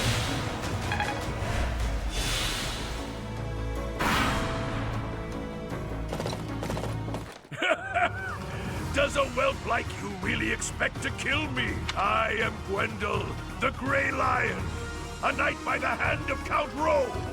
Do your worst!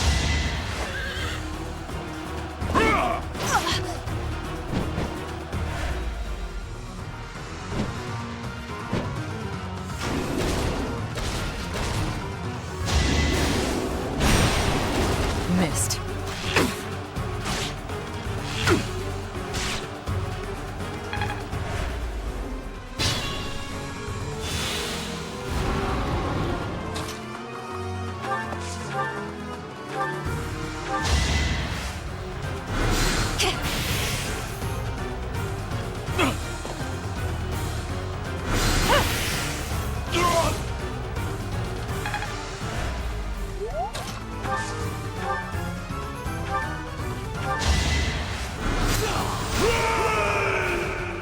So this is where I meet my end.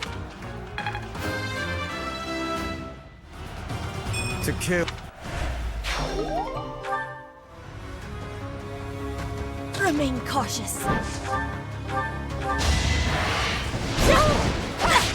survive, I will win! Each battle a victory. Impressive as always.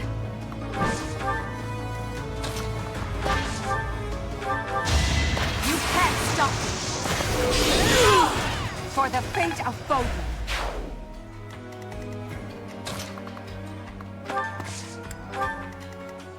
I'll cut through.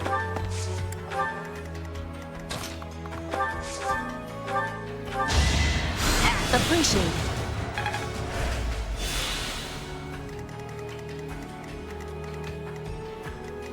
Ready for anything. Let's clean up.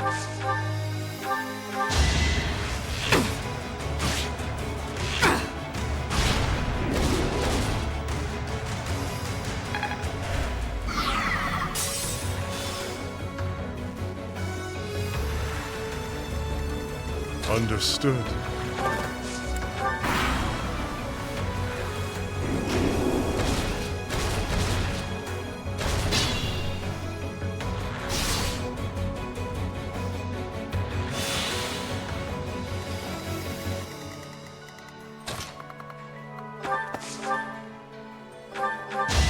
Going for the kill.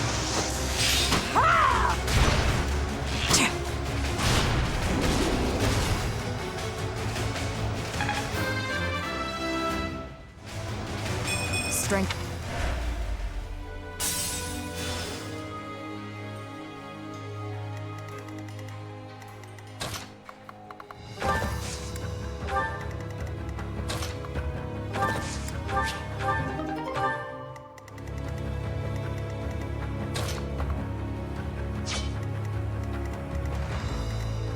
I will prevail.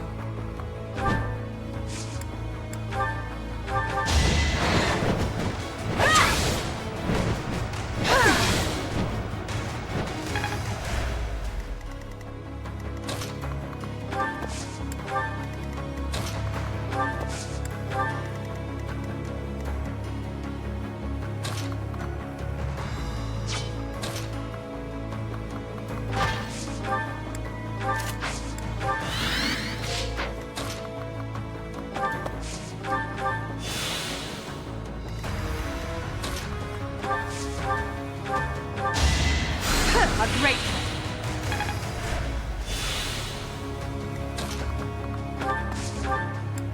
That really helped. No use. Fire meets water. My heart burns with pride.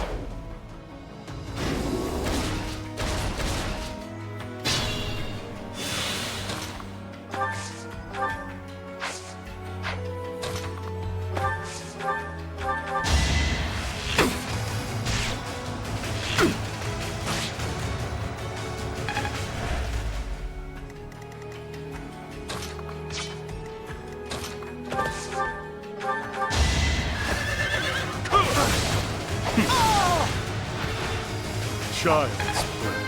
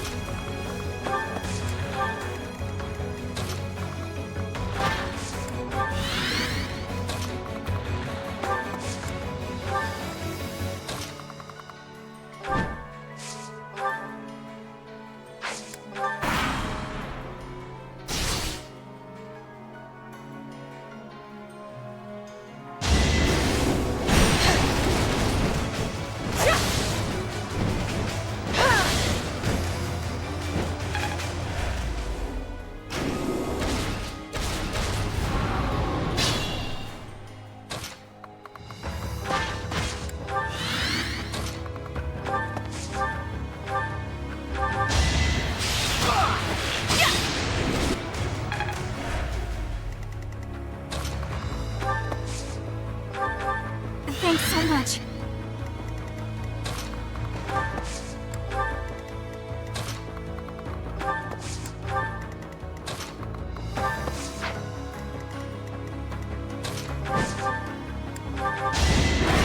With all of my might!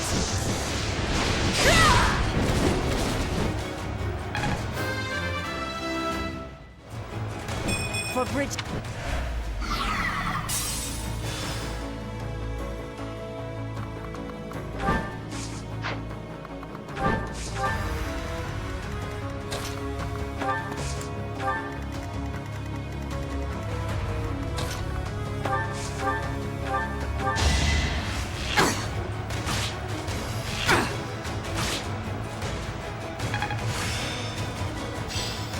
I find.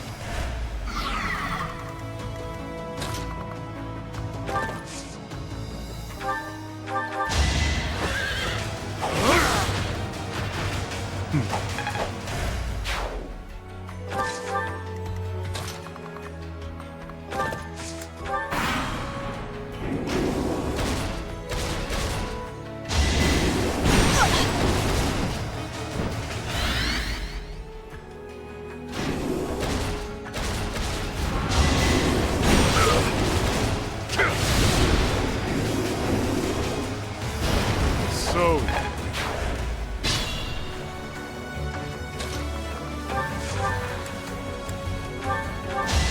Time for your last dance!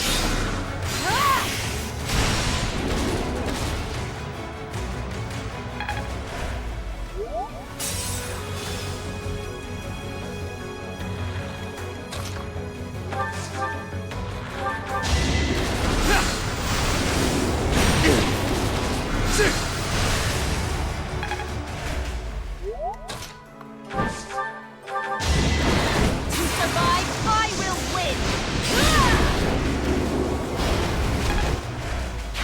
One step closer to victory.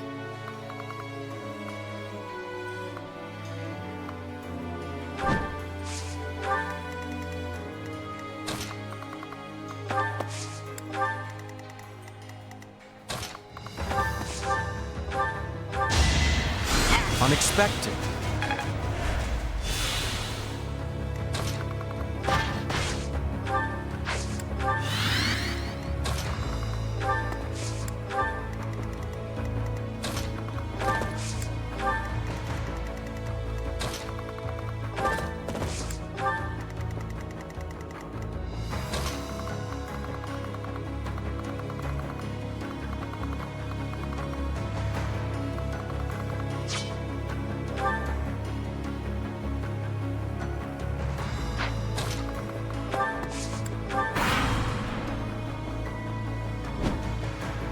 I will protect Aryan Road to the bitter end. This I have promised to my ancestors, to His Majesty, and to myself. Let's turn the tables.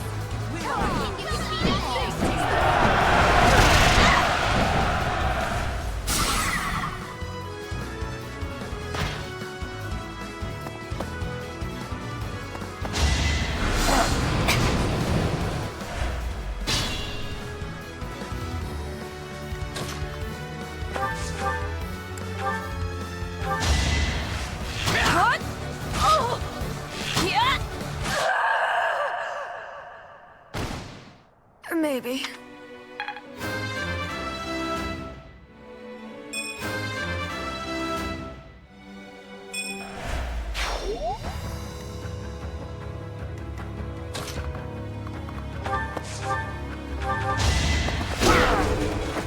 All right, next.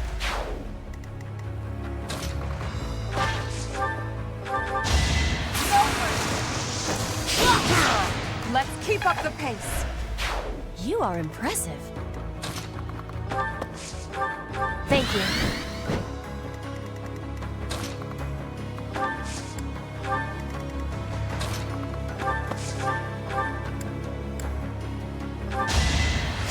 Inspired.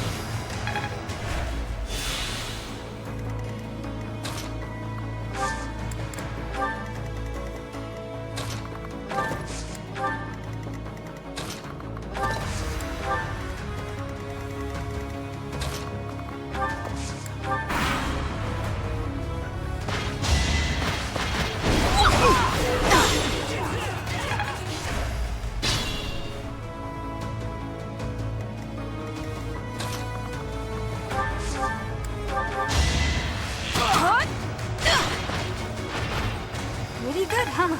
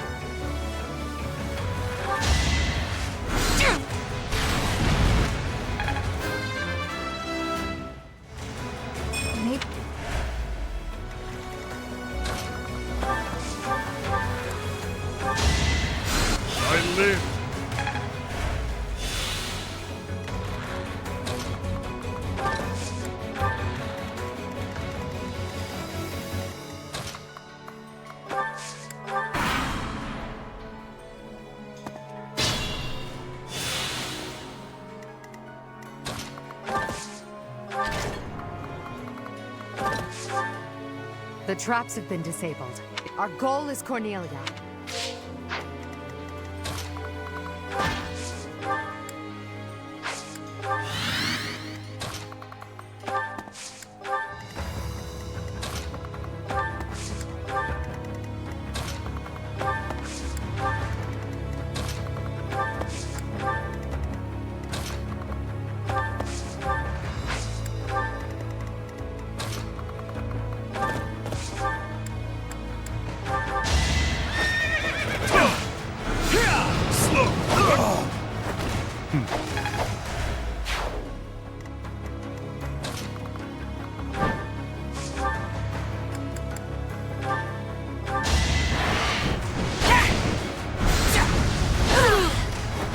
I fight for justice's name.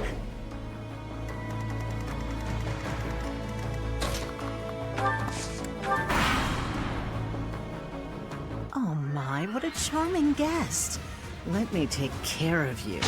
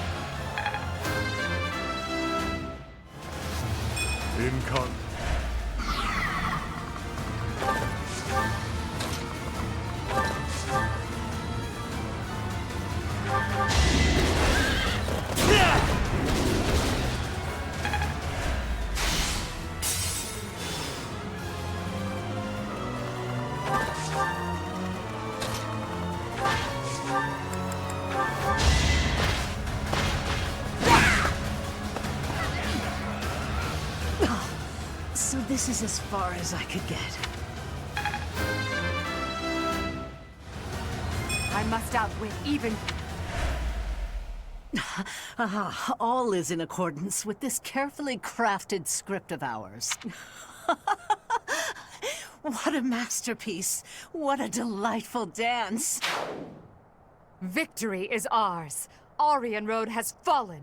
Another army will take control of Aryan Road. As for us, we will take all of the military force we can muster and advance to the kingdom capital of Ferdiad. It won't be long before all of Fodlan is unified. Everyone, this is our last push. Our goal is within reach.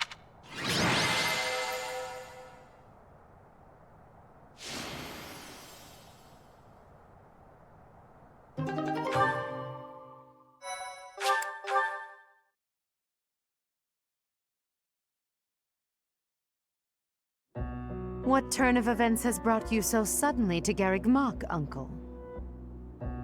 Well, my business in the old Alliance territory had roughly finished. I wanted to see the face of my niece, who so bravely took Aryan Road. I have heard that it was done with truly magnificent tact, and that you even deceived some of your allies. I'm happy to have earned your praise. However, to say that I deceived my allies is a bit misleading. I despise leaks of information, and there may have been a church rat hiding amongst our ranks. Ah, I see. However, there are some unfortunate consequences. Cornelia surely planned to betray them, but she has been struck down. Truly wasteful meddling. Unless... was it your intention to kill her?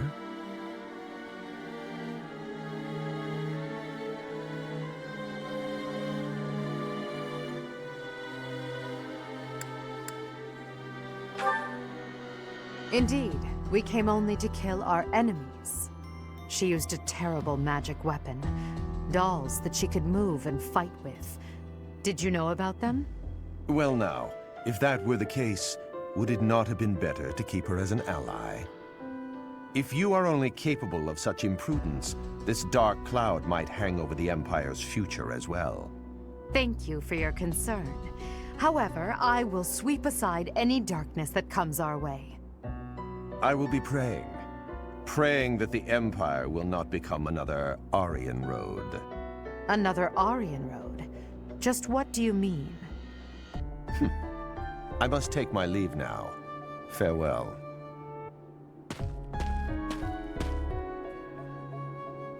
Lady Edelgard, there you are. We just received some truly shocking news. It is said that pillars of light have rained from the heavens and disintegrated Aryan Road. Disintegrated?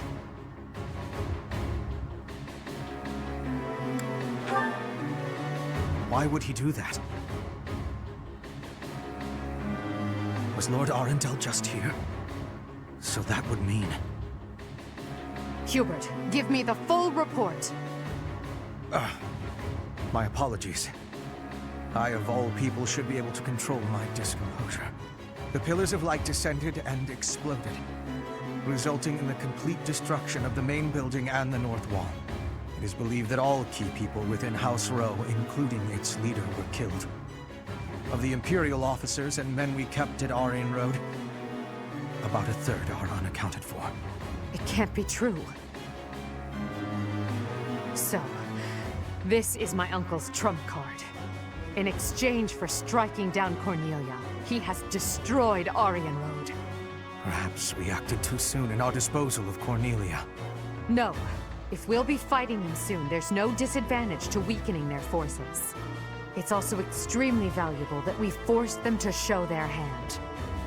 Hubert, the investigation you made into the legend of Aelel, the Valley of Torment, this is likely what took place back then as well. Yes. The probability is high.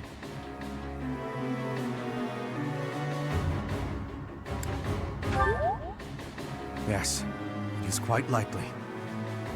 North of Garreg Mach, there is a valley where the earth is always aflame. Once javelins of light fell from the sky there. He pierced the earth and set the forest ablaze, creating a land of torment. We believed it may have been the work of the goddess. But it was actually an attack by those who slither in the dark. That sums up all that we know. By gifting us that knowledge, those who died at Aryan Road will not have died in vain. Indeed. It would be good to control the flow of this information. True. We'll conceal this from everyone as best we can. I trust you, my teacher.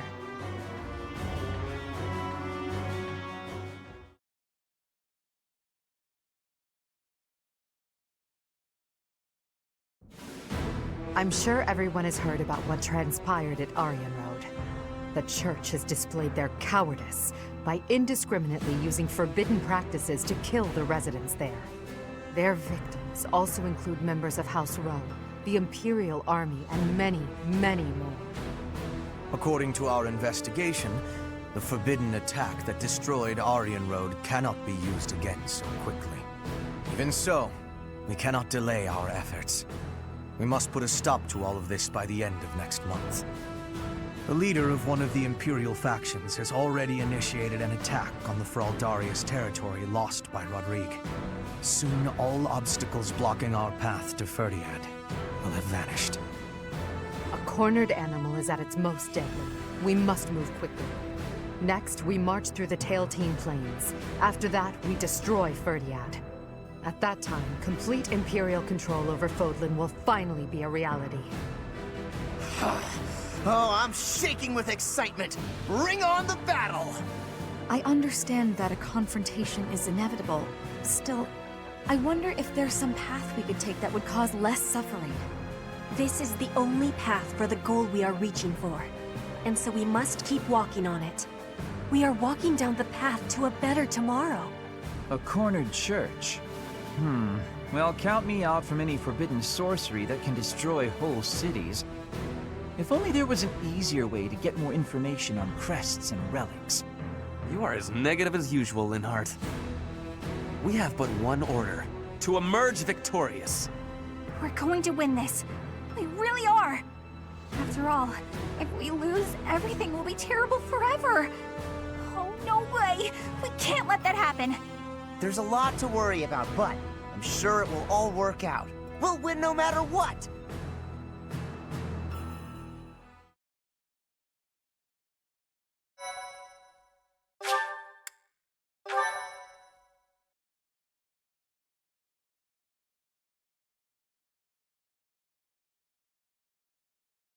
Part 2.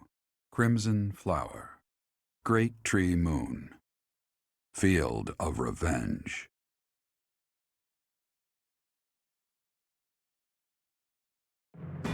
With the capture of Aryan Road complete, the Imperial Army moves to invade the kingdom capital. They plot to send troops toward now vulnerable House Fraldarius territory and plan to attack Ferdiad from two sides.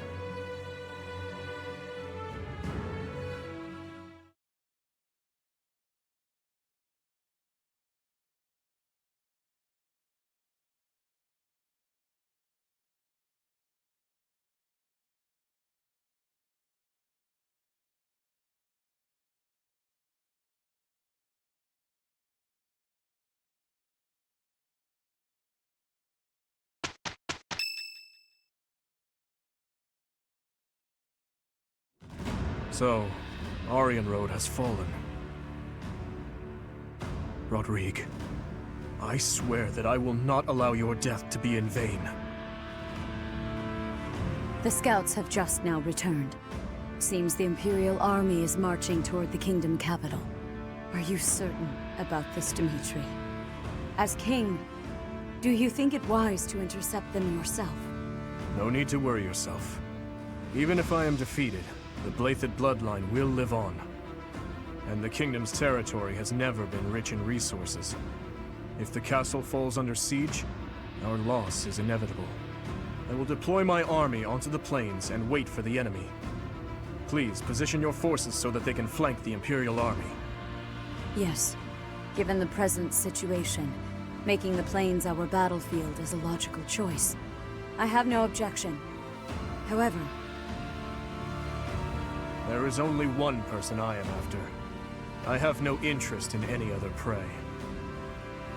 I will take you at your word. Erasing the other child's existence is my task, and mine alone. I will get you back, Mother. I promise. What do you think, Lady Edelgard? Will they shut themselves inside of Ferdiad? They will try to intercept us. Of course, Ferdiad will not fall so easily. Even so, if we were to cut off their supply line with a large army, it would eventually fall. It makes much more sense for them to wager everything on a victory at the Tailtean Plains.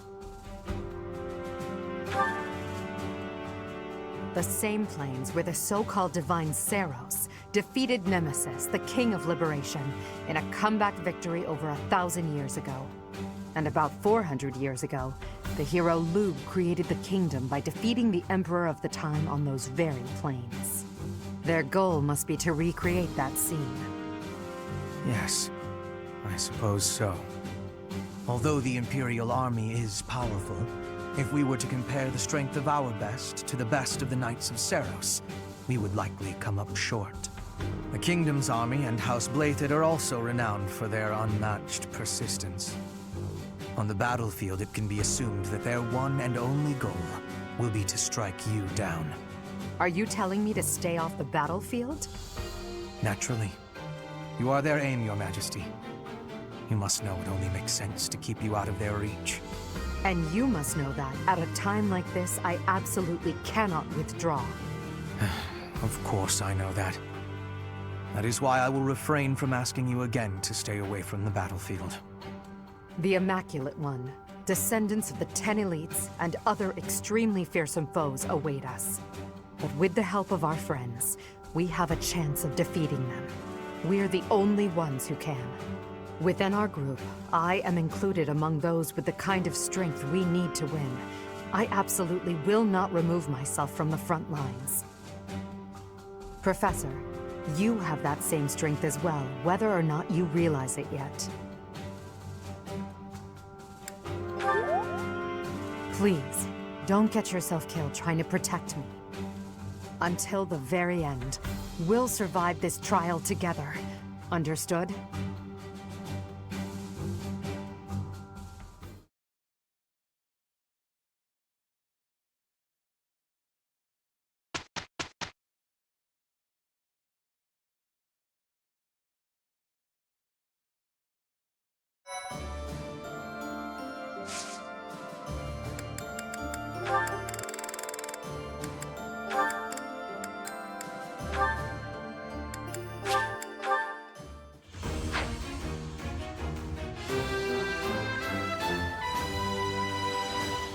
As expected.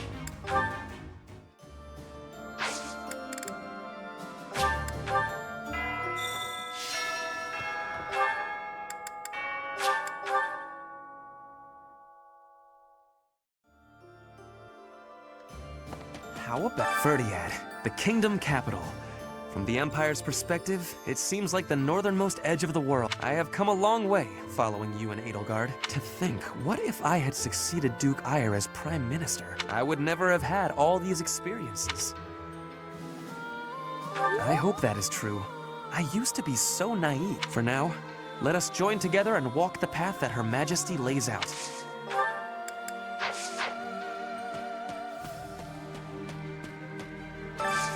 Hey, I could use a hand.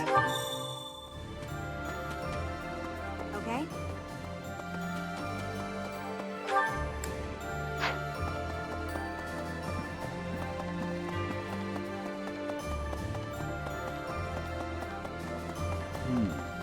Yeah, all right. I feel like I've said that before. My imagination, eh? You usually know what...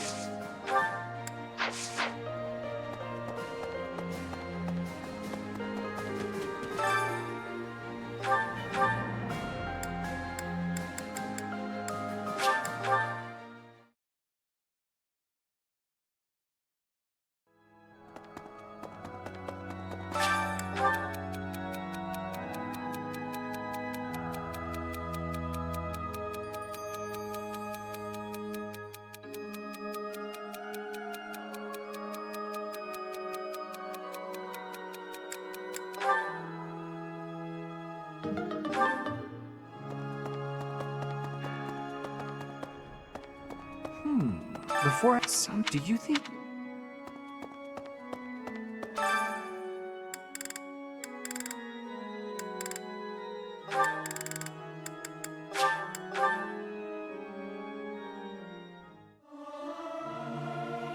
I hope...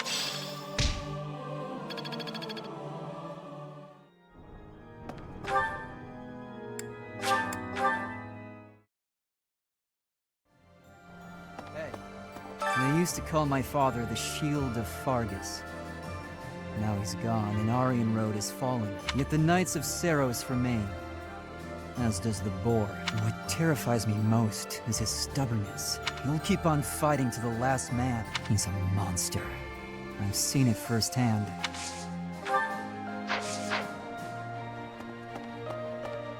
The war is at its end. Has the time finally come that I might kill you?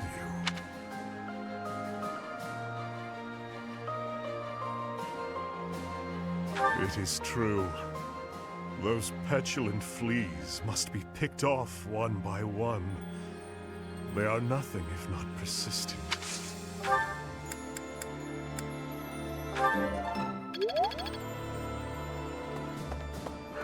I wonder what the captain would say if he knew we were planning to take down Lady Rhea. Lady Rhea and Captain Gerald went back pretty far. But hey, it's your decision.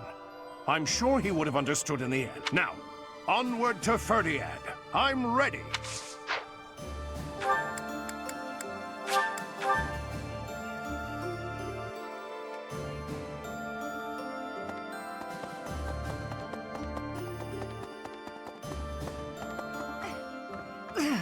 Professor, do you mind if I complain about something? Well, this army is almost all single men. If that marital... The point is, I'm in charge of the infirm. I get to talk to all sorts of men from all walks of life, all of the time. Forget that. I can't even find a boyfriend. Marriage is just... a joke. Just a sick joke. At this point, I'm just hoping you stay single too. Then at least we can share each other's misery.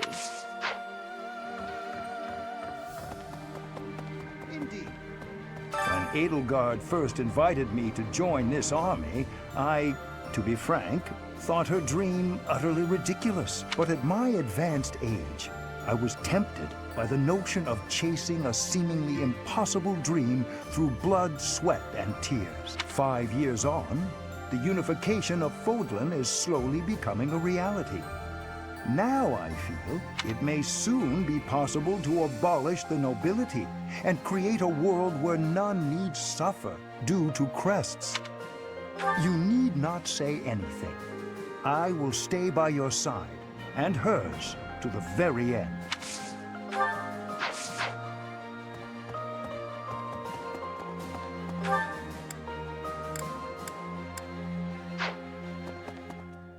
Hey, you.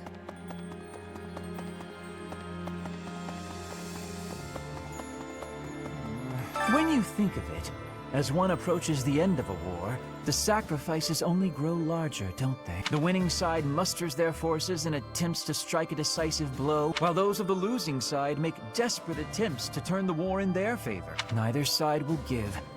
I only wish we'd consider those who lose their lives in that struggle.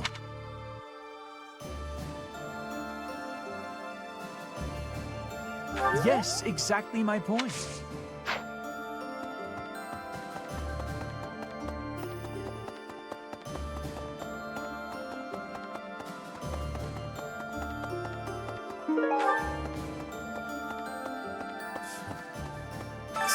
Lord Arundel.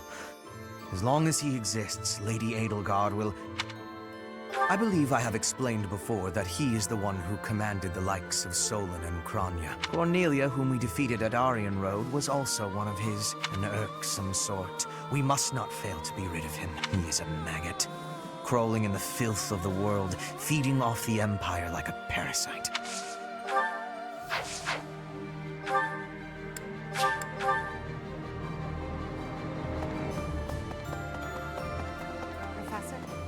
This month, we will take all of the military force we can muster and advance to the kingdom capital of Ferdiad. I have no intention of retreating to Garreg Mach after we've come this far. We will only return after we've conquered Ferdiad and put an end to this war. Be sure to steel your heart and ready yourself for the battle ahead. Are you certain? If so, please help me raise the morale of our allies.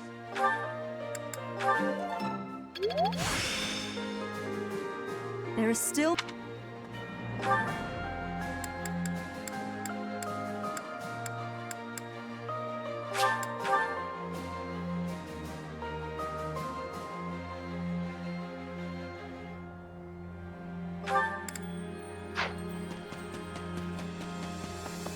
Okay, I'm thinking... Rumor has it, King Dimitri is... And what's more...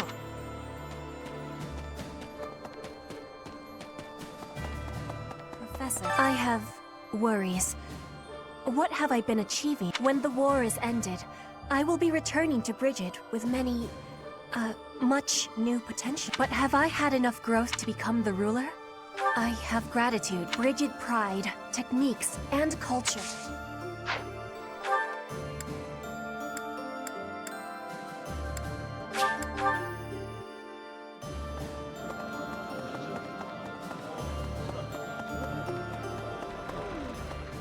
First enrolled in the office, I can't believe we're waging war. Against the church, no less. There are some things that I regret, even if our enemy is Lady Rhea.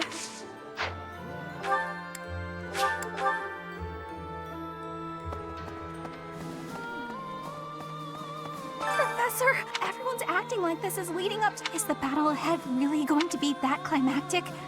Am I not taking it seriously? You think so?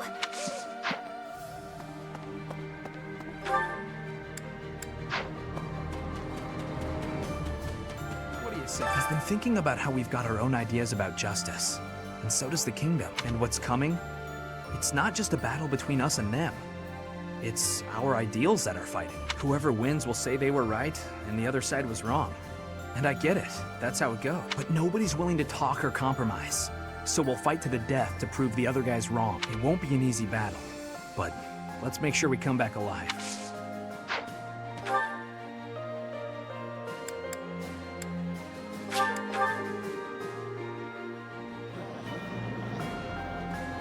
Professor, once you set up, you should eat up. Hey! We're almost to the kingdom capital, but is it true that... what in the world happened? What is the Saros Church, really?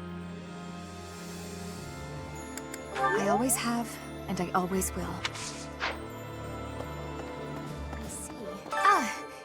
sorry. I was a bit... My brother had sorted out all his personal... So now I've got a ton more work. Once this war is over, I'm gonna take...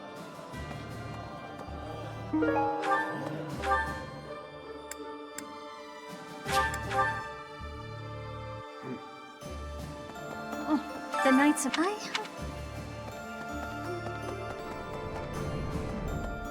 The idea of defeating Rhea is beginning to feel more like a... Some may say that I'm returning her goodwill with betrayal. The real problem is a certain someone else. That's right. She was my partner, after all. I can see her coming to slaughter me.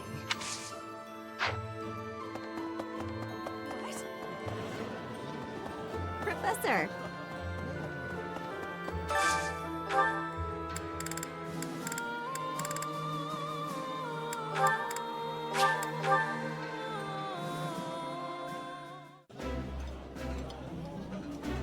I see. You.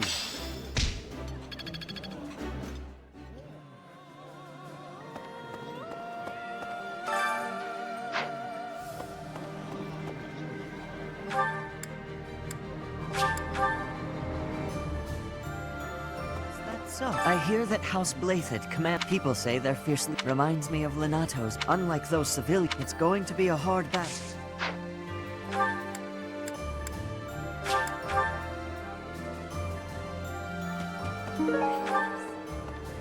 If we win this battle, many people are cleaving to this notion, but I wonder if it would really end up as such. I wonder, or could it be that...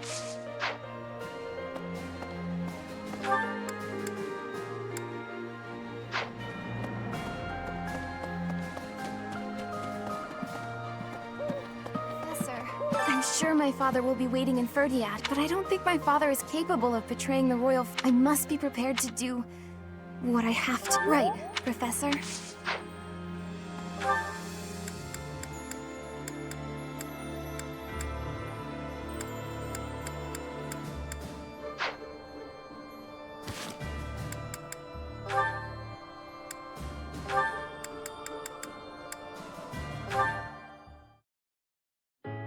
Hubie, I've been thinking. What's this all about now? It's about what you said before, about your path. You mean the path that Lady Edelgard and I walk? I guess I don't really understand that kind of thing since I've always been focused on my own goals. But you, Adie, Professor, all of you are fighting for an ideal. That's big. It touches everyone. Then there's me, with my hands full thinking of just myself. One person seems enough to me. Maybe you're right. Do you have something more to say, Dorothea? It is unlike you to seem so uncertain. I guess so. I'm sorry, Hubie. It's just, I've been thinking a lot lately about whether Adie might command you to marry me. What? Perhaps Adie might command you. No need to repeat it. I heard you quite clearly. Like I said, my hands are full thinking of just one person. But if you and I were devoted to one another, maybe we could strive for the future you believe in. Maybe I'd finally understand your path and be able to think about more than just myself. Seems it's my turn to not understand. Did you just propose marriage as a way to get to know me? How exactly would such an arrangement benefit me? Oh, it'll benefit you. Go on. Well, this path you're walking with Adie will have one more loyal follower. Isn't that enough? I suppose it may well be. Your contribution to our cause has been noteworthy. I've no complaints about your battle prowess either. And if you are able to walk the path as I do, that would be something very special. So, will you consider it? This is all because of you, you know. You made me wonder what it's like to be wholly devoted to another person. All right. I'll consider it.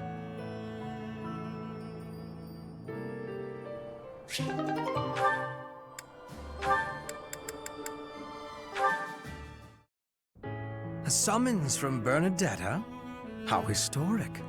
I've got something to give you. Do you? What is it? A token of apology for all the rude stuff I've said. It's only right. I hope this will help you let go of all the grudges you're probably holding against me. There are no grudges, but very well. I'll accept it. You will? Great! Here you go. Some kind of embroidery. A flower. This is certainly lovely, but why give it to me? It seems like something you would send to a female friend or someone you had romantic feelings for. But it's, lovely, you said, right? That's why. If you wear it, maybe you'll look less, terrifying.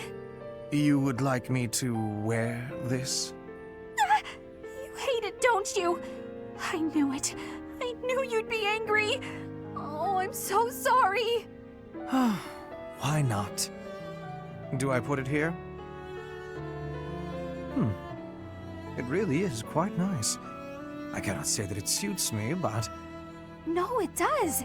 It looks great on you.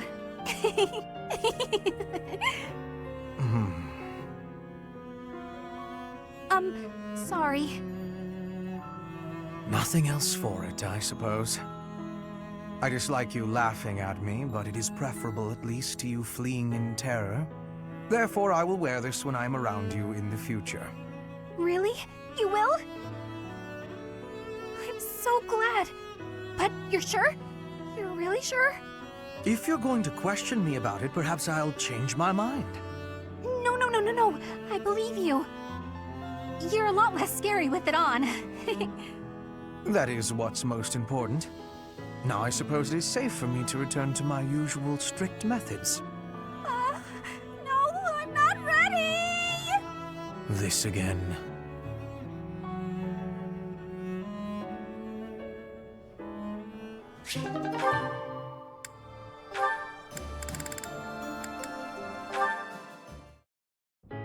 Hubert, I have a request to give you, if I may be doing that. Hello, Petra. How unusually formal.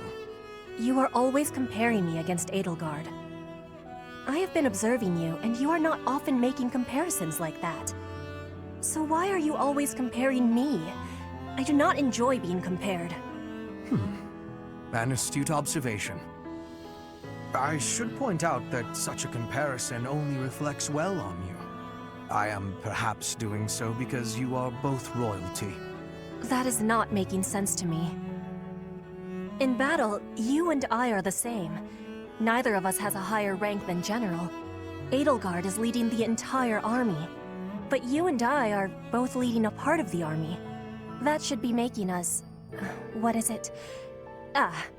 Comrades in arms. Comrades in arms, you say? When you are looking at me, you are thinking of me compared to Edelgard. But I want you to be looking at me as only myself. Do you have understanding? I do not want you seeing me as foreign royalty, but as your comrade in arms, who is working with you at your side. I understand you now. It seems I've done you a great disservice, Petra. Your friendship is important to me. I am sorry that I failed to make that clear. By comparing you to Lady Edelgard, I have treated you merely as one chasing after her shadow. I have done so even while believing that the Empire and Bridget would never go to war again. Do you really think you can stop comparing? I am knowing well that Edelgard takes a big place inside your heart. I do not fully understand it. But when I look at you, I simply cannot help but think of Her Majesty. Your past, full of hardship, your unwavering determination, your uncommon excellence. As such, I cannot promise never to compare you. But I will try my best to do so less often. For now, that will be okay. And I want you knowing that one day, when you are comparing, you will be finding I have won the comparison. What an amusing thing to say. Lady Edelgard's face would contort most bitterly were she to hear it. Be marking my words, Hubert. One day, between the two of us, you will be choosing me.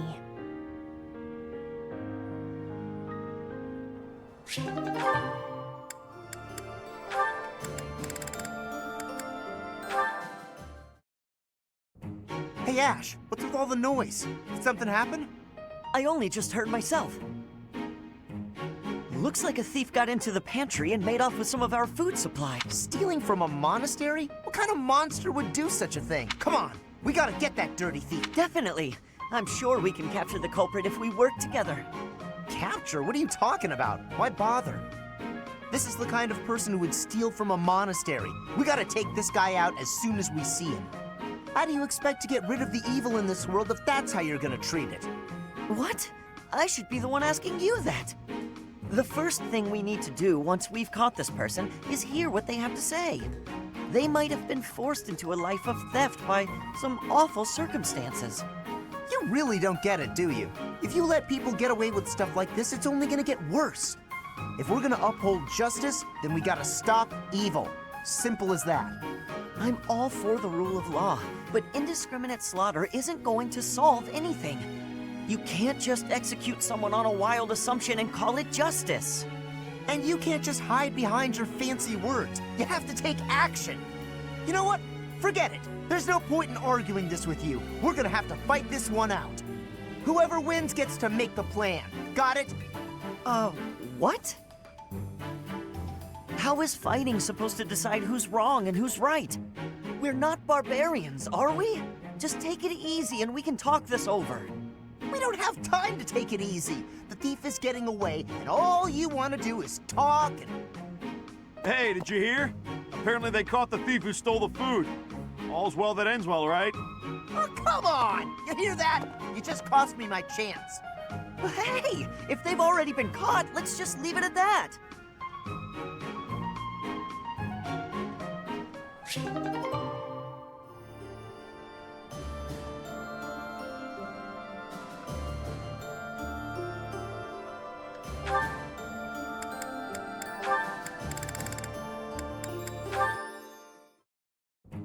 You're following me. Stop. I am leaving you alone, just as you asked. I may be walking the same way as you, but... What do you want? You've made it abundantly clear I'm not to want anything from you, including politeness. I heard a rumor that you're planning to settle down with a noble. I abandoned my family, so you'll have to look elsewhere. Not much to gain from marrying me. I just find you interesting is all. Is that so odd? Interesting? I'm not interesting. What do you mean? I've never met a noble so... unsociable. Yes, that's the word, unsociable. Other nobles are quick to be friends, even if it's just because they might gain something from it. The Empire's nobility, maybe. The Kingdom's nobility is a whole different animal. If they are, so what? You should care how others think of you. Why? I don't answer to them. All that matters is improving my skill. I'll prove my worth on the battlefield. Those people care so much about appearances they can't even see each other. It makes me sick. Oh, I agree. What's important isn't how someone looks, it's their true nature. I don't pretend to know your true nature. I don't even have a very good understanding of my own. But I suppose you see mine just fine, don't you? Just a silly girl with no thoughts in her head except for marrying a noble. Yes? Goodbye, Felix.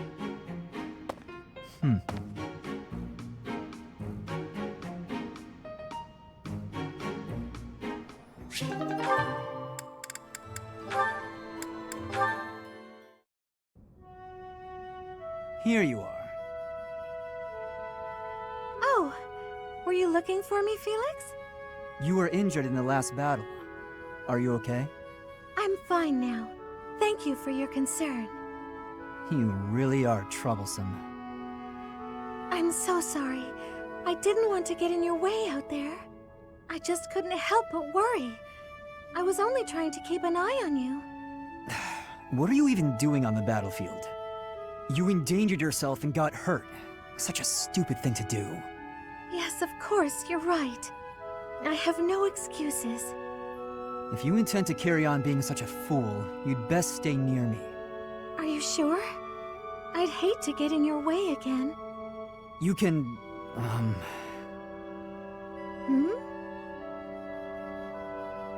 You can keep thinking of me as your little brother. And that'd be better than going through this again. But I thought you didn't like that. Didn't you say you were fed up with it? I am fed up with it. I've already spent years filling in for someone who's dead. My older brother inspired love and respect. He was a great knight. He died. Since his death, his memory has followed me around like a shadow. Oh, I didn't know you had a brother too. I don't let my personal feelings distract me on the battlefield. Still, do I really remind you of him? Well, you don't look like him, but something about you feels so familiar. It just makes me want to protect you. That's not to say that you're incapable or unreliable or anything like that. In fact, it's quite the opposite. You're the one who just came to check on me. You need to pay attention to your surroundings. You're reckless. Lives are at stake, including mine when I have to run over and save your skin. Yes, I'll try to be more careful. Thank you for being so kind, Felix. Whatever.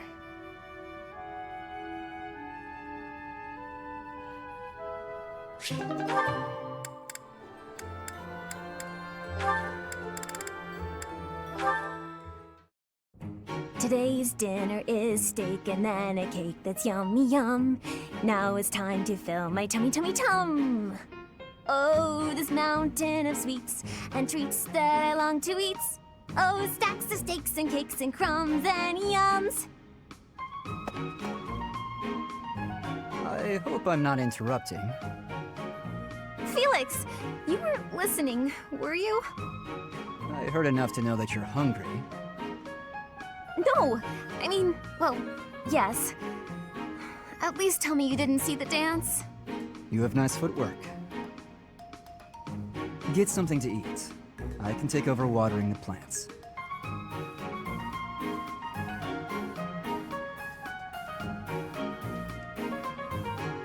You're evil, Felix! And you're shouting. You can't just spy on people while they're singing without even saying anything! It's not right! I actually did call out that I was coming in. It's not my fault you didn't hear. Well, you need to speak louder then! Ugh, this is so embarrassing. And of course I was singing some silly food song I made up. I should have been singing about bears or swamp beasties.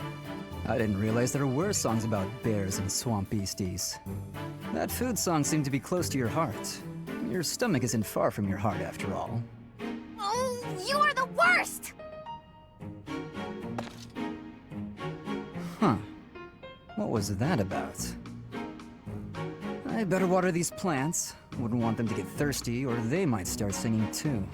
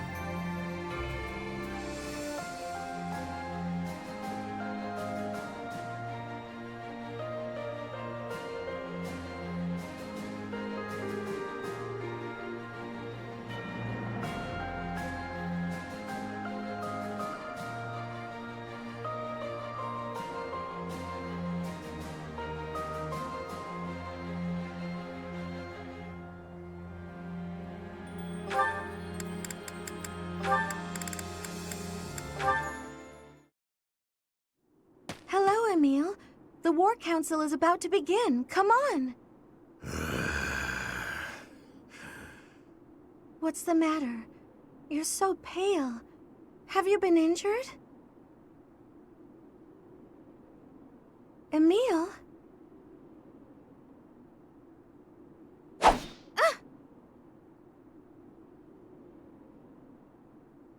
Must slay more. What? is no pleasure to be had in these halls. My thirst is unbearable. Perhaps bathing in your blood will help satiate me. Emile? Wait. You're not Emile. You're the Death Knight. You may look like him, but you are not him. He would never say such a thing. What care I for names? I care only to kill or be killed. I see. So you want to kill me? Then do as you must. It is within your rights. My... rights? Mother and I must be the reason the Death Knight exists within you. A young boy left all alone in House Bartels without us? I can't imagine how lonely and terrible that must have been. To our half-siblings who bore no crests, we were nothing more than intruders. Their horrible words and violent actions were only bearable because the three of us supported one another through it. All alone in a place like that, it's little wonder that you broke down as you have. We should have rescued you. We should have offered ourselves to save you. Nonsense. However, we cannot turn back the hands of time. Atonement is all I have for you now. You don't understand anything. Emile? The day you left, 18 years ago, I told Mother to leave me there. What? But why did you do such a thing? I wanted to protect you. I am glad that we are reunited. I am happy that you are alive. I am so sorry, my dear sister. Emile.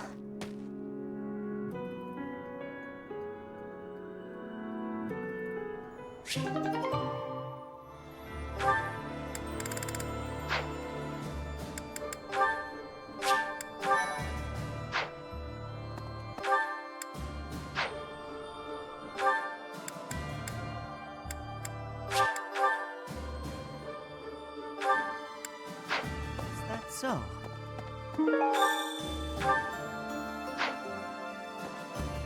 Pardon me. I have a fiancée back home, no matter how tough...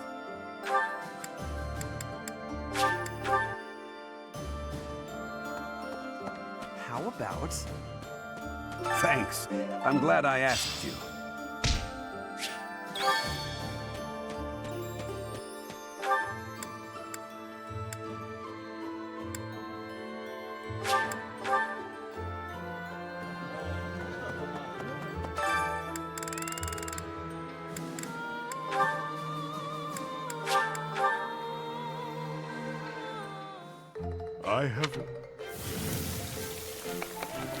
I can't...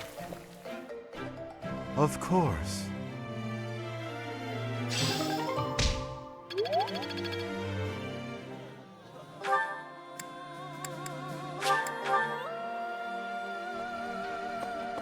Lady, but hey, now!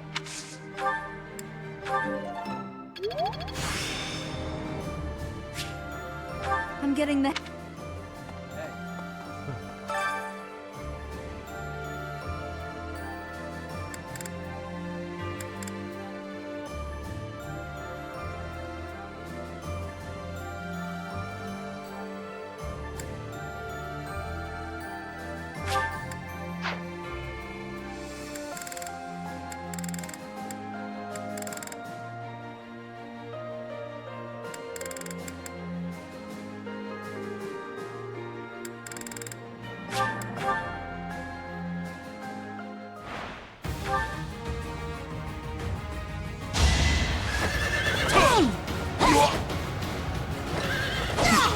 Child's play.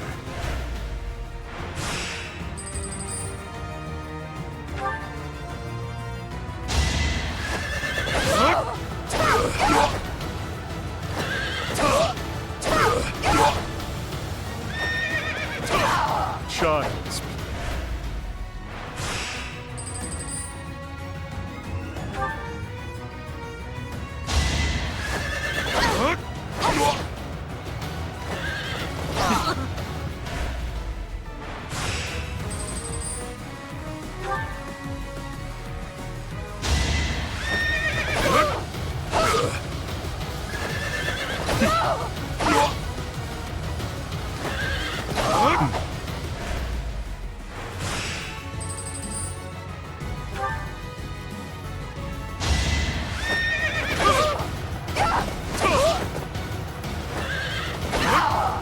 Let's play.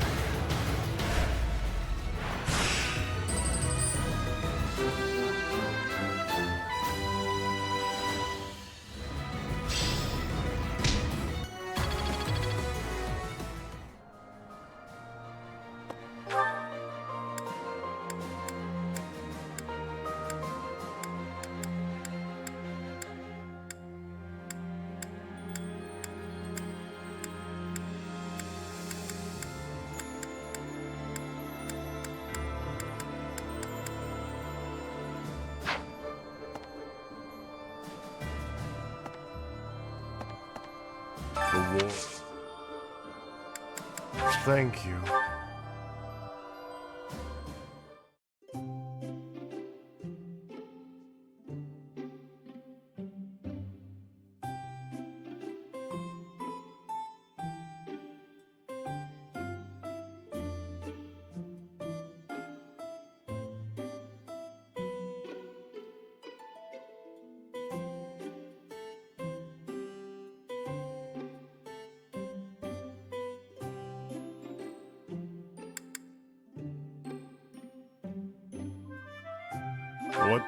What a fight.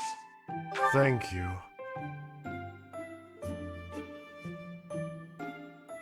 Ah.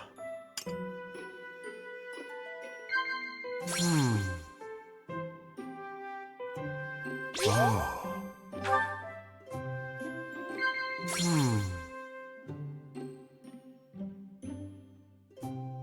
Yes.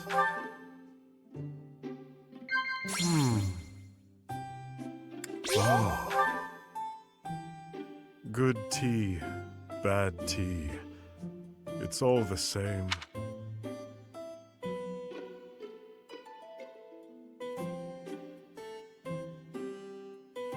Ah.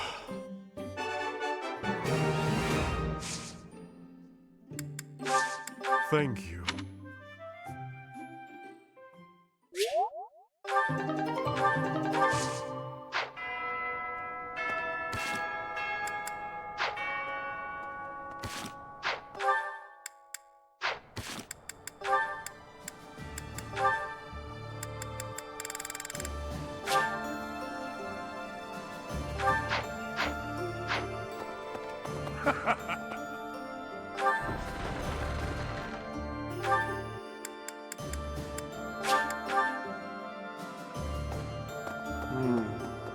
Professor? Greetings, Professor. The time is fine. I thought the same thing. I know it couldn't be helped, but, well, let's forget.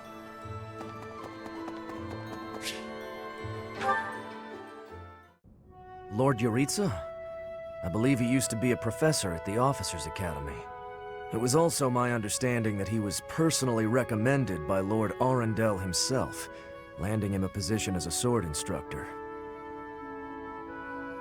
Whatever the case is, behind that mask of death, there's an emptiness, a void. This is probably just a rumor, but I heard he was found and taken in by Her Majesty herself. Supposedly, he's the heir of the Hrim family.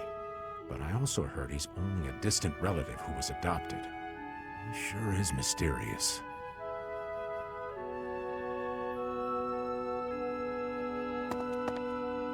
You've been asking around about me. It matters not to me, one way or the other. Do you want to know of my past? Why? Friend or foe, that's what you're trying to determine. But you won't find answers merely with words.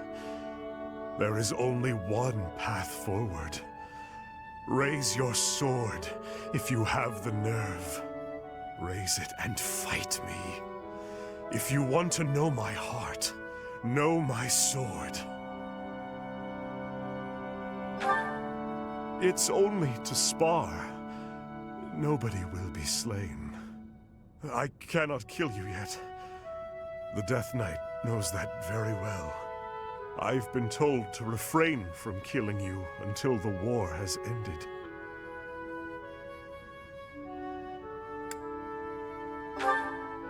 I came to an understanding with the Emperor herself and agreed to do her bidding. The young Emperor discovered me long ago, though back then she was still a princess. Ultimately, it was she who erased my past. She placed me into a family that was disintegrating, that I might be their heir.